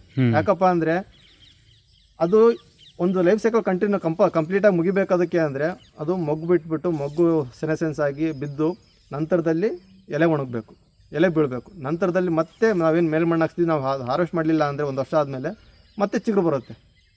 ಬಟ್ ಈಗೇನು ಈಗೀಗ ಮರಿ ಬರ್ತಿದ್ದಾವೆ, ಏನು ಬೆಂಕಿ ಎಲೆ ಚುಕ್ಕೆ ರೋಗ ಬಂದಿತ್ತಲ್ಲ ಅಂಥ ಈಗ ಇದರಲ್ಲಿ ಗೆಡ್ಡೆಗಳಲ್ಲಿ ಈಗ ಮತ್ತೆ ನಮಗೆ ಮರಿ ಬರೋದು ಸ್ಟಾರ್ಟ್ ಆಗಿದೆ. ನಾವು ಒಣಗಿದ ಪ್ಲಾಟ್ನ ಮತ್ತೆ ಹೊಸ ರಿಕ್ರಿಯೇಟ್ ಮಾಡಿದ್ದೀವಿ, ಮತ್ತು ರಿಸಾಲ್ವ್ ಮಾಡಿದ್ದೀವಿ, ಅದನ್ನು ಸರಿ ಮಾಡಿದ್ದೀವಿ ಅಂತ ಹೇಳೋದಲ್ಲ. ಅದರಲ್ಲಿ ನಿಮಗೆ ಎಷ್ಟು ಪ್ರೊಡಕ್ಟಿವ್ ಟಿಲ್ಲರ್ಸ್ ಬರುತ್ತೆ, ಆ ಟಿಲ್ಲರ್ಸ್ ಏನು ಹೇಳ್ತೀವಲ್ಲ, ಈಗ ಮರಿ ಬರುತ್ತೆ, ಮರಿ ನಮ್ಮ ಮಿನಿಮಮ್ ಏನಿಲ್ಲ ಅಂದರೆ ನಮ್ಮ ಕಿರುಬಳ್ಸ ಅಷ್ಟು ಸೈಜ್ ದಪ್ಪ ಇತ್ತು ಅಂದರೆ ನಮಗದು ಅಷ್ಟೇ ದಪ್ಪದ ಗೆಡ್ಡೆ ಕೊಡುತ್ತೆ.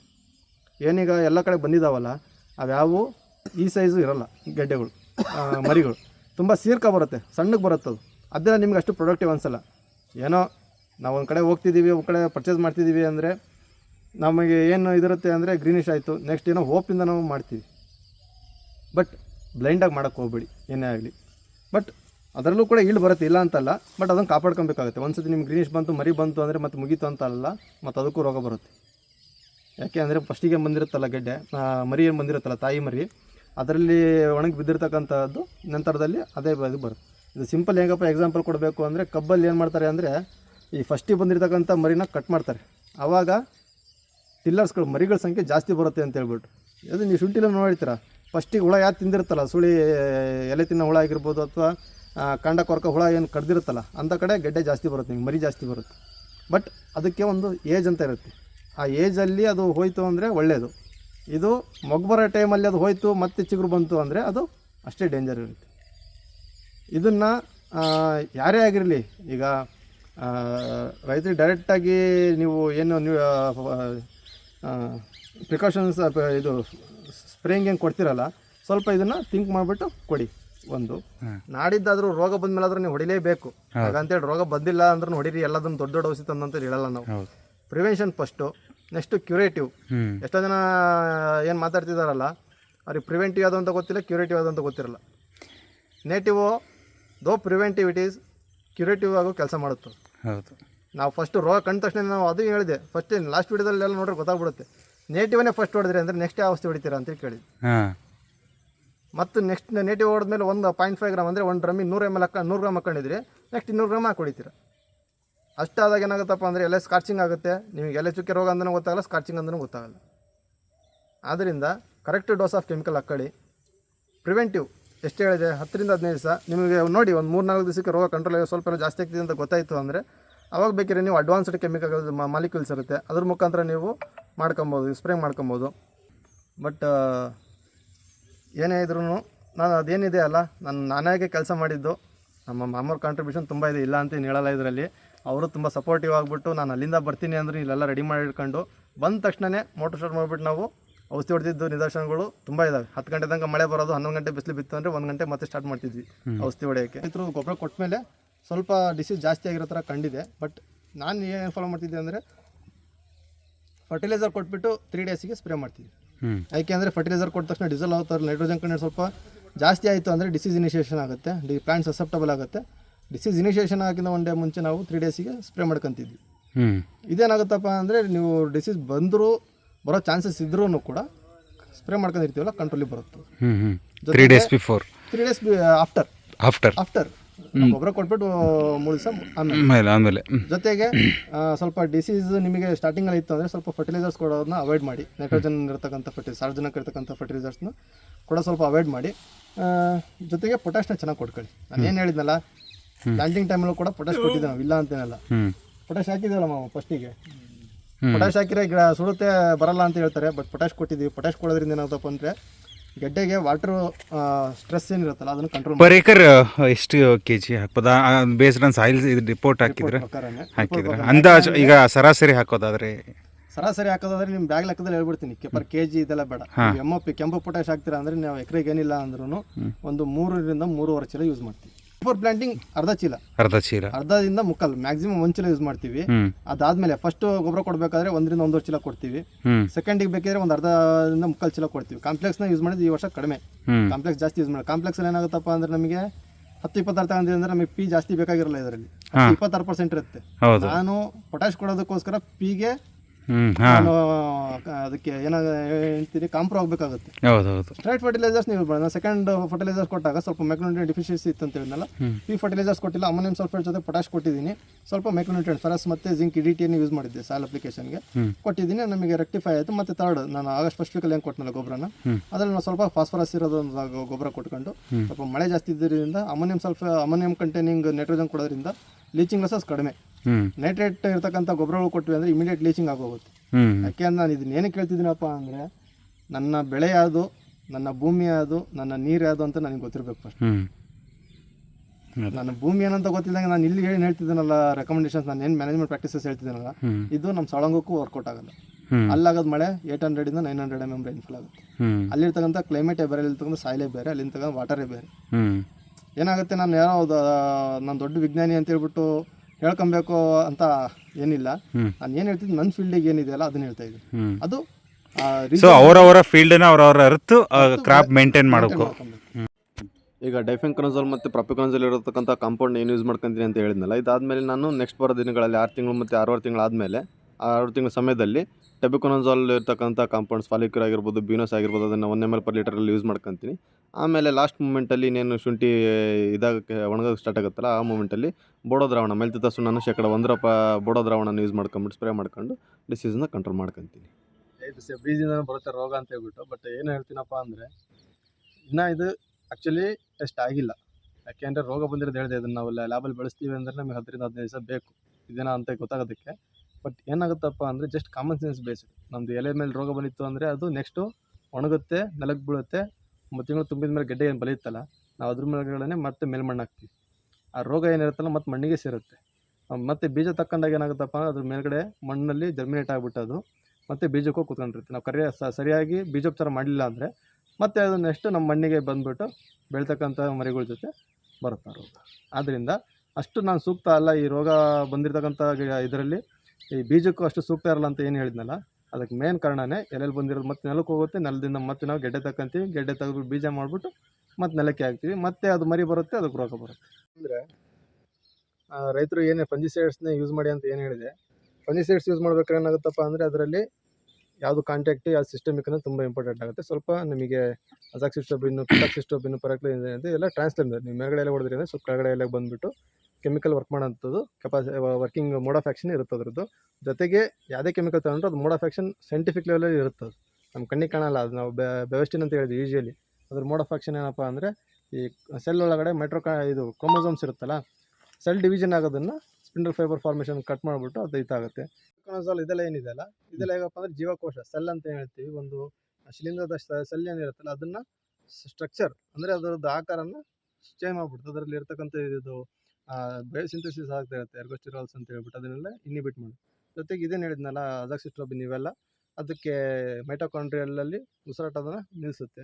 ಜೊತೆಗೆ ಇದೇನು ಪಾಲಿರಾಮ್ ಅಂತ ಹೇಳಿದೆ, ಮೆಟಿರಾಮ್ ಅಂತ ಹೇಳ್ಬಿಟ್ಟಿದೆ, M45 ಆಗಿರ್ಬೋದು. ಇವೆಲ್ಲ ಹೆಂಗಪ್ಪ ಅಂದರೆ ಆ ಸೆಲ್ ಏನಿರುತ್ತಲ್ಲ, ಜೀವಕೋಶ ಏನಿರುತ್ತಲ್ಲ ಶಿಲೀಂಧ್ರದ್ದು, ಅದನ್ನು ಡಿಸ್ಟ್ರಕ್ಚರ್ ಮಾಡುತ್ತೆ. ಅಂದರೆ ಅದನ್ನು ಸ್ಟ್ರಕ್ಚರ್ನ ಹಾಳು ಮಾಡಿಬಿಟ್ಟು ಅದಕ್ಕೆ ಜೀವ ಸಾಯಿಸುತ್ತೆ ಒಂದು.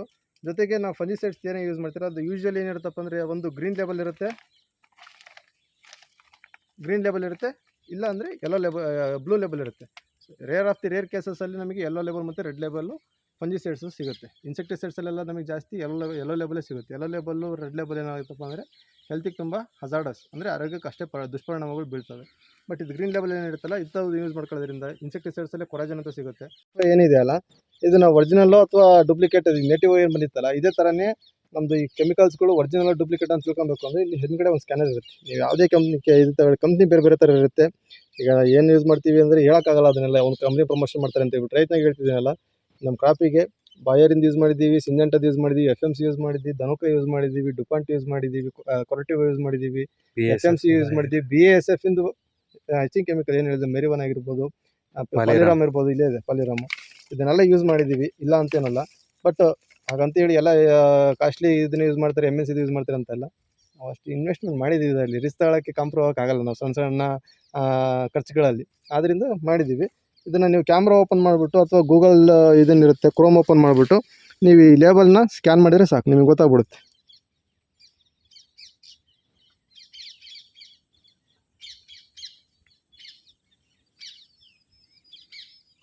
ಇದರಲ್ಲಿ ನಿಮ್ಮ ನೇಮು ಜೊತೆಗೆ ಇದನ್ನು ಹಾಕಿದ್ರಿ ಅಂದರೆ ಬಂದುಬಿಡುತ್ತೆ. ಒಂದು ನಿಮಿಷ ಹಾಕ್ತೀನಿ, ನೋಡ್ಬೋದು ಇಲ್ಲಿ ನೀವು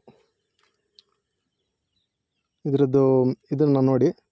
manufacturing date 5 March 2025, manufacturing date 5/3/2025, expiry date 4 March 2025, 5 March 2025. ಇಲ್ಲಿ ನೋಡಿ ಎಕ್ಸ್ಪೈರಿ ಡೇಟ್ ನೋಡಿ 4/3/2027 ಇದೆ, ಇಲ್ಲಿ 4/3/2027 ಇನ್ಕ್ಲೂಡಿಂಗ್ ಬ್ಯಾಚ್ ನಂಬರ್ ಪ್ರೊಡಕ್ಷನ್ ಏನಿರುತ್ತಲ್ಲ ADQ0025, ADQ0025 ಅದು ಇರುತ್ತಲ್ಲ. ನೀವು ಯಾವ ಕಂಪ್ನಿಯಿಂದ ತಗೊಂಡಿದ್ರೆ UID ನಂಬರು ಇರುತ್ತೆ ಇದರಲ್ಲಿ, UID ನಂಬರ್ ಇರುತ್ತೆ ಎಲ್ಲ ಕಂಪ್ಲೀಟ್. ಇದು ನೀವು ಇದನ್ನು ನೋಡ್ತಿರಲ್ಲ, ಇಲ್ಲಿದೆ ನೋಡಿ, ರಿಜಿಸ್ಟ್ರೇಷನ್ ನಂಬರ್ ಕೂಡ ಇದೆ.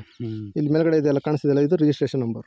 S CIR. CIR ಇದರ ಇದೆ, CIR 2151 ಇದ್ರಲ್ಲಿ ಕಾಣಿಸ್ತಿದೆಯಾ, /85 ಮ್ಯಾಂಕೋಜೆಬ್ WP56. ಇದ್ರಲ್ಲಿ ಯಾವ ಲೇಬಲ್ ಅಂತಲೂ ಬರುತ್ತೆ ನೋಡಿ. ವಿಜ್ಞಾನ ಅನ್ನೋದು ತುಂಬ, ನಮ್ಮ ಟೆಕ್ನಾಲಜಿ ಅನ್ನೋದು ನಮಗಿಂತ ತುಂಬ ದೂರ ಇದೆ. ನಾವು ಟೆಕ್ನಾಲಜಿ ಹೊಂದ್ಕೊಬೇಕಷ್ಟೇ ಸರ್. ಇದೆಲ್ಲ ಎಲ್ಲಿ ಚೆಕ್ ಮಾಡೋಕ್ಕಾಗುತ್ತೆ ಏನಂದರೆ, ನಾವು ಹಾಕಿರೋ ವಿಡಿಯೋ ನೋಡ್ತೀರಾ ಅಂದರೆ ನೀವು ಆಂಡ್ರಾಯ್ಡಲ್ಲೇ ನೋಡ್ತೀರಾ. ನಾವು ಏನೇ ಒಂದು ಮೀಟಿಂಗ್ ಮಾಡ್ತೀವಿ ಅಂದ್ರೆ ಆಂಡ್ರಾಯ್ಡಲ್ಲಿ ನೋಡ್ತೀರಾ. ಹೊಸ ರೋಗ ಬಂದಿದೆ ಅಂದರೆ ಅದು ಹೇಗೆ ಕಾಣಿಸುತ್ತೆ ಅಂತೇಳಿ ನೋಡಿರ್ತೀರ ಮೊಬೈಲಲ್ಲಿ. ಜಸ್ಟ್ ಒಂದು ನೀವು ಔಷಧಿ ತಗೊಂಡು ಅದನ್ನು ಸ್ಕ್ಯಾನ್ ಮಾಡಿದರೆ ನಿಮಗೆ ಡೂಪ್ಲಿಕೇಟ್ ಒರಿಜಿನಲ್ ಅಂತ ಗೊತ್ತಾಗ್ಬೋದು. ಕಿರಣ್, ನೀವು ಗ್ರ್ಯಾಜುಯೇಷನಲ್ಲಿ ಎಲ್ಲಿ BSc ಅಗ್ರಿಕಲ್ಚರ್ ಆಗಿ MSc ಅಗ್ರಿಕಲ್ಚರ್ ಎಲ್ಲಿ ಮಾಡಿದ್ದು? ಈಗ ನೀವೇನು ಕೆಲಸ ಮಾಡ್ತಿದ್ದೀರಾ? ರೈತರು ನಿಮ್ಮನ್ನು ಕಾಂಟ್ಯಾಕ್ಟ್ ಮಾಡಬೇಕು ಅಂದರೆ ಎಲ್ಲಿಗೆ ಬರಬೇಕು? ಅದ್ರ ಬಗ್ಗೆ ಸ್ವಲ್ಪ ಮಾಹಿತಿ ಕೊಡೋದು. ಗ್ರಾಜುಯೇಷನ್ನು BSc ಅಗ್ರಿ GKVK ಬೆಂಗಳೂರಲ್ಲಿ ಮಾಡಿದ್ದು. MSc ಅಗ್ರಿ ಪ್ಲಾಂಟ್ ಪೆಥಾಲಜಿ ಧಾರವಾಡಲ್ಲಿ ಮಾಡಿದ್ದು. ರೋಗಶಾಸ್ತ್ರದ ಬಗ್ಗೆ, ಸಸ್ಯ ರೋಗಶಾಸ್ತ್ರದ ಬಗ್ಗೆ ನಾನು MSc ಧಾರವಾಡದಲ್ಲಿ ಮಾಡಿದ್ದು. ಅದನ್ನ ಏನಂತ ಹೇಳ್ತೀವಪ್ಪ ಧಾರವಾಡನ ಯೂಶಲಿ ಅಂದರೆ the hub of classical plant pathology ಅಂತ ಹೇಳ್ತೀವಿ. ನೀನು ರೈತರ ಹತ್ರ ಹೋದೆ ಅಂದರೆ ನಾಳೆ MSc ಗ್ರಾಜುಯೇಷನ್ ತಗೊಂಡು ರೋಗ ಬಂದಿದೆ ಅಂದರೆ ಏನು ಹೇಳ್ತೀವಿ ಅಂತ ಕೇಳ್ತಾರೆ ಫಸ್ಟು. ಅಂಥ ಕಡೆ ಕಲ್ತು ಬಂದಿರೋದಕ್ಕೆ I am so thankful to my guide and the department of plant pathology and ಕೃಷಿ ವಿಶ್ವವಿದ್ಯಾಲಯ ಧಾರವಾಡಕ್ಕೆ ನಾನು ತುಂಬ ಥ್ಯಾಂಕ್ಸ್ ಇದ್ದೀನಿ. ಅಷ್ಟೇ ಗ್ರ್ಯಾಟಿಟ್ಯೂಡ್ ನನಗೆ ಕೆಳದಿ ಶಿವಪ್ಪ ನಾಯಕ ಕೃಷಿ ಮತ್ತು ತೋಟಗಾರಿಕೆ ವಿಶ್ವವಿದ್ಯಾಲಯದಕ್ಕೂ ಇದೆ. ಯಾಕೆ ಅಂದರೆ ಫ್ರಮ್ 2 ವರ್ಷದ ಹಿಂದಿಂದ ನಾನು ಅಲ್ಲಿ ಏನು ಸರ್ವ್ ಮಾಡ್ತಾ ಇದ್ದೀನಿ. ಆ್ಯಸ್ ಎ ಫಸ್ಟಿಗೆ SRF ಆಗಿದೆ, ಈಗ ಅಸಿಸ್ಟೆಂಟ್ ಪ್ರೊಫೆಸರ್ ಆಗಿ ವರ್ಕ್ ಮಾಡ್ತಿದ್ದೀನಿ. ಅವ್ರು ನನಗೆ ತುಂಬ ಸಪೋರ್ಟ್ ಮಾಡಿದ್ದಾರೆ, ಇಲ್ಲ ಅಂತಲ್ಲ. ತುಂಬ ಸಪೋರ್ಟ್ ಮಾಡಿದ್ದಕ್ಕೆ ನಾವು ಇವತ್ತೇನೋ ಒಂದು 4 ಕಲ್ತಿದ್ದೀವಿ, ಅದನ್ನು ಇಂಪ್ಲಿಮೆಂಟ್ ಮಾಡಿದ್ದೀವಿ ಫೀಲ್ಡಲ್ಲಿ ಅಂದರೆ ಅದಕ್ಕೆ ನಾನು ತುಂಬ ಥ್ಯಾಂಕ್ಸ್ ಹೇಳ್ತೀನಿ. ಜೊತೆಗೆ ಆ್ಯಸ್ ಎ ಅಗ್ರಿಕಲ್ಚರ್ ಗ್ರ್ಯಾಜುಯೇಟ್ ನಾನು ಈ ಫೀಲ್ಡಿಗೆ ಬರೋದಕ್ಕೆ ಕಾರಣ ಏನಲ್ಲ, ಅಷ್ಟೆಲ್ಲ ಓದಿದ್ರೂ ನಮಗೆಲ್ಲ ಒಂದು ಕಡೆ ಗೌರ್ಮೆಂಟ್ ಸೆಕ್ಟರಲ್ಲಿ ಜಾಬ್ ಸಿಗಲಿಲ್ಲ ಅಂತೇಳಿ ಇದಕ್ಕೇನು ಬಂದಿದ್ದಲ್ಲ. ಇದು ನನ್ನ ಪ್ಯಾಷನ್ ಆಗಿತ್ತು. ಜೊತೆಗೆ ನಾನು ಏನೇ ಮಾತಾಡ್ತೀನಿ ಅದನ್ನು ಇಲ್ಲಿ ಮಾಡಿ ತೋರಿಸ್ಬೇಕು, ಇಲ್ಲ ಮಾಡಿರೋದನ್ನು ಹೇಳಬೇಕಾಗತ್ತೆ. ಇಲ್ಲಿ ತನಕ ನಾನು ಮಾಡಿರಲಿಲ್ಲ, ಆದರೆ ಮಾತಾಡಿದ್ದೆ ಅದನ್ನು ಇವತ್ತು ಮಾಡಿ ತೋರಿಸಿದ್ದೀನಿ. ಇದು ಒಂದು. ಜೊತೆಗೆ ಈಗ ಏನಾಗಿದೆ, ಅಗ್ರಿಕಲ್ಚರ್ ಸೆಕ್ಟರಲ್ಲಿ ನಾವು ಏನು ಟೆಕ್ನಾಲಜಿ ಅಷ್ಟು ಎಫಿಷಿಯೆಂಟಾಗಿ ನಾವು ಏನೇ ವಿಶ್ವವಿದ್ಯಾಲಯದಿಂದ ಡೆವಲಪ್ ಮಾಡಿದ್ರು ಕೂಡ ಟ್ರಾನ್ಸ್ಫರ್ ಆಗ್ತಿಲ್ಲ ಅಂತ ಏನು ಹೇಳಿದೆ. ಕೃಷಿ ಇಲಾಖೆಗಳಲ್ಲಿ ಅಷ್ಟು ರೆಕ್ರೂಟ್ಮೆಂಟ್ ಆಗ್ತಿಲ್ಲ. ಫ್ರಮ್ ಪಾಸ್ಟ್ 10 years, ನಾನು ಫಸ್ಟ್ ಇಯರು BSc ಇದ್ದಾಗ ರೆಕ್ರೂಟ್ಮೆಂಟ್ ಆಗಿದ್ದು ಬಿಟ್ಟರೆ ಇಲ್ಲಿ ತನಕ 10 yearsಯಿಂದ ಯಾವುದೂ ಆಗಿಲ್ಲ. ನಾವು MSc ಮುಗಿಸ್ಕೊಂಬಿಟ್ಟು ನಾವು 4 ವರ್ಷದಿಂದ ಕೆಲಸ ಮಾಡ್ತಿದ್ದೀವಿ. ಇಷ್ಟಾದ್ರೂ ರೆಕ್ರೂಟ್ಮೆಂಟ್ ಆಗಿಲ್ಲ. ಬಟ್ ಒಂದೇನು ಹೇಳ್ತೀನಪ್ಪ ಅಂದರೆ, ಅಗ್ರಿಕಲ್ಚರ್ ಗ್ರಾಜುಯೇಟ್ ಆಗಿಬಿಟ್ಟು ಅಗ್ರಿಕಲ್ಚರ್ ನಮ್ಮ ಫ್ರೆಂಡ್ಸ್ ಆಗಿರ್ಬೋದು, ಸೀನಿಯರ್ಸ್ ಆಗಿರ್ಬೋದು, ಜೂನಿಯರ್ಸ್ ಆಗಿರ್ಬೋದು, ಯಾರೂ ಕೂಡ ಇವಾಗಿನ ಮೊನ್ನೆ ಎಕ್ಸಾಮ್ ಇತ್ತು, Saturday Sunday, immediate Friday postpone ಆಯಿತು ಅಥವಾ ರೀನೋಟಿಫಿಕೇಷನ್ ಬಂತು. ಇದರಿಂದ ಯಾರೂ ಅಷ್ಟೊಂದು ಮನ್ಸಿಗೆ ತಗೊಂಡು ರೋಡಿಗೆ ನಿಂತ್ಬಿಟ್ಟು ಸ್ಟ್ರೈಕ್ ಮಾಡೋದಾಗಲಿ ಆ ಥರದ ಮೈಂಡ್ಸೆಟ್ ಅಗ್ರಿಕಲ್ಚರ್ ಸ್ಟೂಡೆಂಟ್ಸ್ಗಿಲ್ಲ. We are self reliant. But ಎಷ್ಟು ಡಿಲೇ ಆಗ್ತಾ ಹೋಗುತ್ತೆ ರೈತರಿಗೆ. ನಾವೇನು ಈ ಥರ ರೋಗಗಳು ಬಂದಾಗ ಫೆಮೈನ್ ಅಂತಲೇ ಹೇಳ್ಬೋದು ಇದನ್ನು. ಇಷ್ಟು ವ್ಯಾಪಕವಾಗಿ ಕಂಪ್ಲೀಟ್ ಮೈಸೂರು, ಹಾಸನ, ಚಿಕ್ಕಮಗಳೂರು, ಶಿವಮೊಗ್ಗ, ಈ ಕಂಪ್ಲೀಟ್ ಈ ರೀಜನಲ್ಲಿ ಏನು ಶುಂಠಿ ಬೆಳೆ ಆಗಿರ್ಬೋದು, ಬೇರೆ ಬೆಳೆಗಳಿಗೆ ಮುಂಬರೋ ದಿನಗಳಲ್ಲಿ ರೋಗ ಬಂದರೂ ಕೂಡ ನಾವೇನೇ ತಿಳ್ಕೊಂಡಿದ್ರು ಕಲ್ತಿದ್ರು ಕೂಡ ಅದನ್ನು ರೈತರಿಗೆ ಹೇಳಿಲ್ಲ ಅಂತ ನಾನು ಓದಿದ್ದು ವ್ಯರ್ಥ ಆಗುತ್ತೆ. ಈ ಥರ ಸಿಚುವೇಶನ್ ರೈತರಿಗೆ ಕರೆಕ್ಟ್ ಟೈಮಲ್ಲಿ ಕರೆಕ್ಟಾಗಿ ಇರೋ ಮಾಹಿತಿ ಹೋಗದೇ ಇದ್ದಾಗ ಏನಾಗುತ್ತಪ್ಪ ಅಂದರೆ ನಾವು ಓದಿನೂ ಇದಿರೋದಂಗೆ ಆಗುತ್ತೆ. ನಾವು ಓದಿ ಹೇಳಬೇಕು ಅಂತಿದ್ರು ಕೂಡ ಎಷ್ಟೋ ಜನ ನನ್ನಂಥ ವಿದ್ಯಾರ್ಥಿಗಳಿಗಾಗಿರ್ಬೋದು ಅಥವಾ ವಿದ್ಯಾವಂತರಿಗಾಗಿರ್ಬೋದು ಸರಿಯಾಗಿರೋ ಪ್ಲಾಟ್ಫಾರ್ಮ್ ಸಿಕ್ಕಿರಲ್ಲ ಅವರಿಗೆ. ಆದ್ದರಿಂದ ವಿ ಆರ್ ಸೆಲ್ಫ್ ರಿಲಯಂಟ್, ಇಲ್ಲ ಅಂತೇನಿಲ್ಲ. ಎಷ್ಟು ಡಿಲೇ ಆಗುತ್ತೋ ಅಷ್ಟು ದ ಫಾರ್ಮಿಂಗ್ ಕಮ್ಯುನಿಟಿಗೆ ಸ್ವಲ್ಪ ಎಲ್ಲೋ ಟೆಕ್ನಾಲಜೀಸ್ ಟ್ರಾನ್ಸ್ಫರ್ ಆಗೋದು ಡಿಲೇ ಆಗುತ್ತೆ ಅಂತ ಹೇಳ್ತೀನಿ ಬಿಟ್ಟರೆ ಮತ್ತಿನ್ನೇನಿಲ್ಲ. ನೀವು ನಮಗೆ ಸಂಪರ್ಕ ಮಾಡಬೇಕು ಅಂದರೆ ಕೃಷಿ ವಿಶ್ವವಿದ್ಯಾಲಯ ನವಿಲೆ, ಕೃಷಿ ಮಹಾವಿದ್ಯಾಲಯ ನವಿಲೆ, ಅಲ್ಲಿ ಅಡಿಕೆ ಸಂಶೋಧನಾ ಕೇಂದ್ರ ಅಂತಿದೆ. ಅಲ್ಲಿ ಬಂದರೆ ನಾವು 24 hours 9 to 5 ಸಿಗ್ತೀವಿ. ಜೊತೆಗೆ ನಾವು ಹಾಗೂ ಏನು ಮಾಡ್ತಿರ್ತೀವಪ್ಪ ಅಂದರೆ ಸಿಚುವೇಶನ್ಸ್ ಹೇಗಿರುತ್ತಲ್ಲ ಅದು ನೋಡ್ಕೊಂಬಿಟ್ಟು ಪ್ರೋಗ್ರಾಮ್ಸ್ ಮಾಡ್ತಾಯಿರ್ತೀವಿ, ಟ್ರೈನಿಂಗ್ ಪ್ರೋಗ್ರಾಮ್ಸ್ ಮಾಡ್ತಿರ್ತೀವಿ. ಅಲ್ಲಲ್ಲಿ ಡಿಸ್ಟ್ರಿಕ್ಟ್ ಲೆವೆಲ್ ಟ್ರೈನಿಂಗ್ ಪ್ರೋಗ್ರಾಮ್ಸ್ ಆಗಿರ್ಬೋದು, ತಾಲೂಕು ಲೆವೆಲಲ್ಲಿ ಟ್ರೈನಿಂಗ್ ಪ್ರೋಗ್ರಾಮ್ಸ್ ಮಾಡ್ತಿರ್ತೀವಿ. ಅಂದರೆ ರೈತರಿಗೆ ಉಚಿತವಾಗಿ ಮಾಹಿತಿಗಳು ಕೊಡ್ತೀವಿ, ಯಾವ ಟೈಮಿಗೆ ಏನು ಮಾಡ್ಕೊಬೇಕು, ಯಾವ ಥರ ಮಾಡಿದ್ರೆ ಏನೇನು ಅನುಕೂಲಗಳಿದ್ದಾವೆ, ಹೇಗೆಲ್ಲ ಬೆಳ್ಕೊಬೋದು ನೀವು ಅಂತೇಳ್ಬಿಟ್ಟು. ಜೊತೆಗೆ ಕೃಷಿ ಮೇಳನೂ ಮಾಡ್ತೀವಿ. ಅಕ್ಟೋಬರ್ ಎಂಡ್ ನವಂಬರಲ್ಲಿ ಇದೆ ಅನಿಸುತ್ತೆ, ಇನ್ನು ಡೇಟ್ ಇದಾಗಿದೆ. ಅಂಥ ಕಡೆ ನೀವು ಬಂದು ಪಾರ್ಟಿಸಿಪೇಟ್ ಮಾಡಿರಿ. ಈಗ ಏನಾಗಿದೆಯಪ್ಪ, ರೈತರಿಗೆ ಎಲ್ಲರಿಗೂ ಇನ್ಫಾರ್ಮೇಷನ್ನು ಅವರ ಕೈಗೆ ಸೇರಬೇಕು, ಅಂದರೆ ಮೊಬೈಲಿಗೆ ಬರಬೇಕು. ಅಲ್ಲಿ ತನಕ ಅವರು ಮನೆ ಬಿಟ್ಟು ಹೊರಗೆ ಬರೋಲ್ಲ, ಅದನ್ನು ಕೇಳಲ್ಲ. ಯಾರೋ ಅವ್ರ ಊರಿಗೆ ಬಂದಿದ್ದಾರೆ ಹೇಳೋದಕ್ಕೆ ಅಂದ್ರೂ ಕೂಡ ಅವ್ರು ಕೇಳಲ್ಲ. ಕೇಳದೇ ಇದ್ದಾಗ ಏನಾಗುತ್ತಪ್ಪ ಅಂದರೆ ಕೃಷಿ ವಿಜ್ಞಾನಿಗಳು ಹಿಂಗೆ ಹೇಳಿದ್ರು, ಈ ಥರ ಹೇಳಿದ್ರು ಅಂತೇಳ್ಬಿಟ್ಟು ಗೈಡೆನ್ಸ್ ಸ್ಟಾರ್ಟ್ ಆಗುತ್ತೆ. ಬಟ್ ನಮಗೆ ಕಲಿಸಿರ್ತಕ್ಕಂಥ ಗುರುಗಳು ಕೂಡ ಕೃಷಿ ವಿಜ್ಞಾನಿಗಳೇ. ಅವರಿಂದ ಕಲ್ತಿರೋ ವಿದ್ಯೆನೇ ನಾವು 4 ಜನ ಕೇಳಿರ್ಬೋದು, ನಾವು ಏನೋ ಮಾಡಿರ್ಬೋದು. ಅವರಿಂದ ಕಲ್ತಿರ್ತಕ್ಕಂಥ ವಿದ್ಯೆನೇ ನಾವು ಇಲ್ಲಿ ಹೇಳೋದು. ಆದ್ದರಿಂದ ಏನೇ ಮಾಡಿ ನಿಮ್ಮ ಊರಲ್ಲಿ ಒಂದು ಸಣ್ಣ ಪ್ರೋಗ್ರಾಮ್ ಯಾರೋ ಒಬ್ಬರು ವಿಜ್ಞಾನಿ ಬರ್ತಿದ್ದಾರೆ ಅಂದರೆ ಅವ್ರ ಮಾತಿಗೆ ಕೇಳಿ ಸ್ವಲ್ಪ ಫಸ್ಟು. ಅವ್ರು ಬಂದಿದ್ದು ಹಂಗೆ ಹಿಂಗೆ ಎಲ್ಲ ಅಲ್ಲ, ಏನು ಹೇಳಿ ಇದೆಲ್ಲ ನಮ್ಮ ಫ್ರೆಂಡ್ಸು, ಫ್ಯಾಮಿಲಿ ಆಗಿರ್ಬೋದು, ನಮ್ಮ ಸೀನಿಯರ್ಸು, ಜೂನಿಯರ್ಸ್ ಎಲ್ಲ ತುಂಬ ಸಪೋರ್ಟ್ ಮಾಡಿದ್ದಾರೆ. Especially I thank college of agriculture Navile and Dharwad, especially department of plant pathology Dharwad and my guide ಅವ್ರ ಹೆಸರು ಹೇಳ್ಬಿಡಿ. ಡಾಕ್ಟರ್ ಎಡಹಳ್ಳಿ ಅಂತ ಹೇಳ್ಬಿಟ್ಟು, KB ಎಡಹಳ್ಳಿ ಅಂತ ಹೇಳ್ಬಿಟ್ಟು ಹನುಮಟ್ಟಿಲಿ ಇರ್ತಾರೆ ಅವರು. ಬಟ್ ಅವರೆಲ್ಲ ತುಂಬ ಎಂಕರೇಜ್ ಮಾಡಿ ಅವ್ರು ಕಲಿಸಿದ ವಿದ್ಯೆಯಿಂದನೇ ನಾವು ಏನೋ ಇವತ್ತು 4 ದಿನ ಕೇಳ್ತೀವಿ ಅಂದರೆ ನಮ್ಮ ಗುರುಗಳು ಕಲಿಸಿರೋ ವಿದ್ಯೆನ ನಾವು ಕಲಿತು ಫೀಲ್ಡಲ್ಲಿ ಮಾಡಿರೋದನ್ನ ಧೈರ್ಯವಾಗಿ ನಿಂತ್ಬಿಟ್ಟು ಹೇಳ್ತೀವಿ ನಾವು. ನಾವು ಮಾಡ್ದಿದ್ದನ್ನು ಹೇಳೋದಕ್ಕೆ ನಮಗೆ ಬರಲ್ಲ, ಹೇಳಿದ್ರು ಬೆಳೆನೂ ಕೇಳಲ್ಲ. ನೀನು ಸುಳ್ಳು ಹೇಳ್ತಿದ್ದೆ, ನಾಳೆ ಹೋಗಿ ನೀನು ಅಂತ ಹೇಳ್ಬಿಟ್ಟು ಮತ್ತೆ ಇದು ಮಾಡುತ್ತೆ. ಬಟ್ ಏನೇ ಹೇಳಿದ್ರು ನಿಜ ಹೇಳ್ತಿದ್ದೀವಿ. ಇಷ್ಟು ಮಾಡಿಬಿಟ್ಟು ಬೆಳೆದಿರೋದು 2020 ಫಸ್ಟ್ ಕ್ರಾಪ್ ಆಗಿ ತೆಗೆದಿದ್ರಲ್ಲ ಜಿಂಜರು. ಆಫ್ಟರ್ 4 years 2025 ಇದು ಕ್ರಾಪ್. ನೋಡಿದ್ರಲ್ಲ ರೈತರ ಮಿತ್ರರೇ, ಶುಂಠಿಯಲ್ಲಿ ವೈಜ್ಞಾನಿಕವಾಗಿ ಎಲೆ ಚುಕ್ಕೆ ರೋಗ ಹೇಗೆ ಹತೋಟಿ ಮಾಡಬೇಕು, ಶುಂಠಿಯಲ್ಲಿ ನಾವು ಅನುಸರಿಸಬೇಕಾದ ಕ್ರಮಗಳ ಬಗ್ಗೆ ಸಂಕ್ಷಿಪ್ತವಾಗಿ ಕಿರಣ್ ಅವರು ತಿಳಿಸ್ಕೊಟ್ಟಿದ್ದಾರೆ. ಅವ್ರು ಕೊಟ್ಟಂಥ ಈ ಸಮಯಕ್ಕೆ ನಾವು ಚಿರಋಣಿಯಾಗಿರ್ತೀವಿ. ಅವರಿಗೆ ಧನ್ಯವಾದಗಳನ್ನು ಕೂಡ ತಿಳಿಸ್ತಾ ಈ ವಿಡಿಯೋನ ಇವತ್ತಿಗೆ ಮುಗಿಸ್ತಾ ಇದ್ದೀನಿ. ಎಲ್ರಿಗೂ ಶುಭವಾಗಲಿ.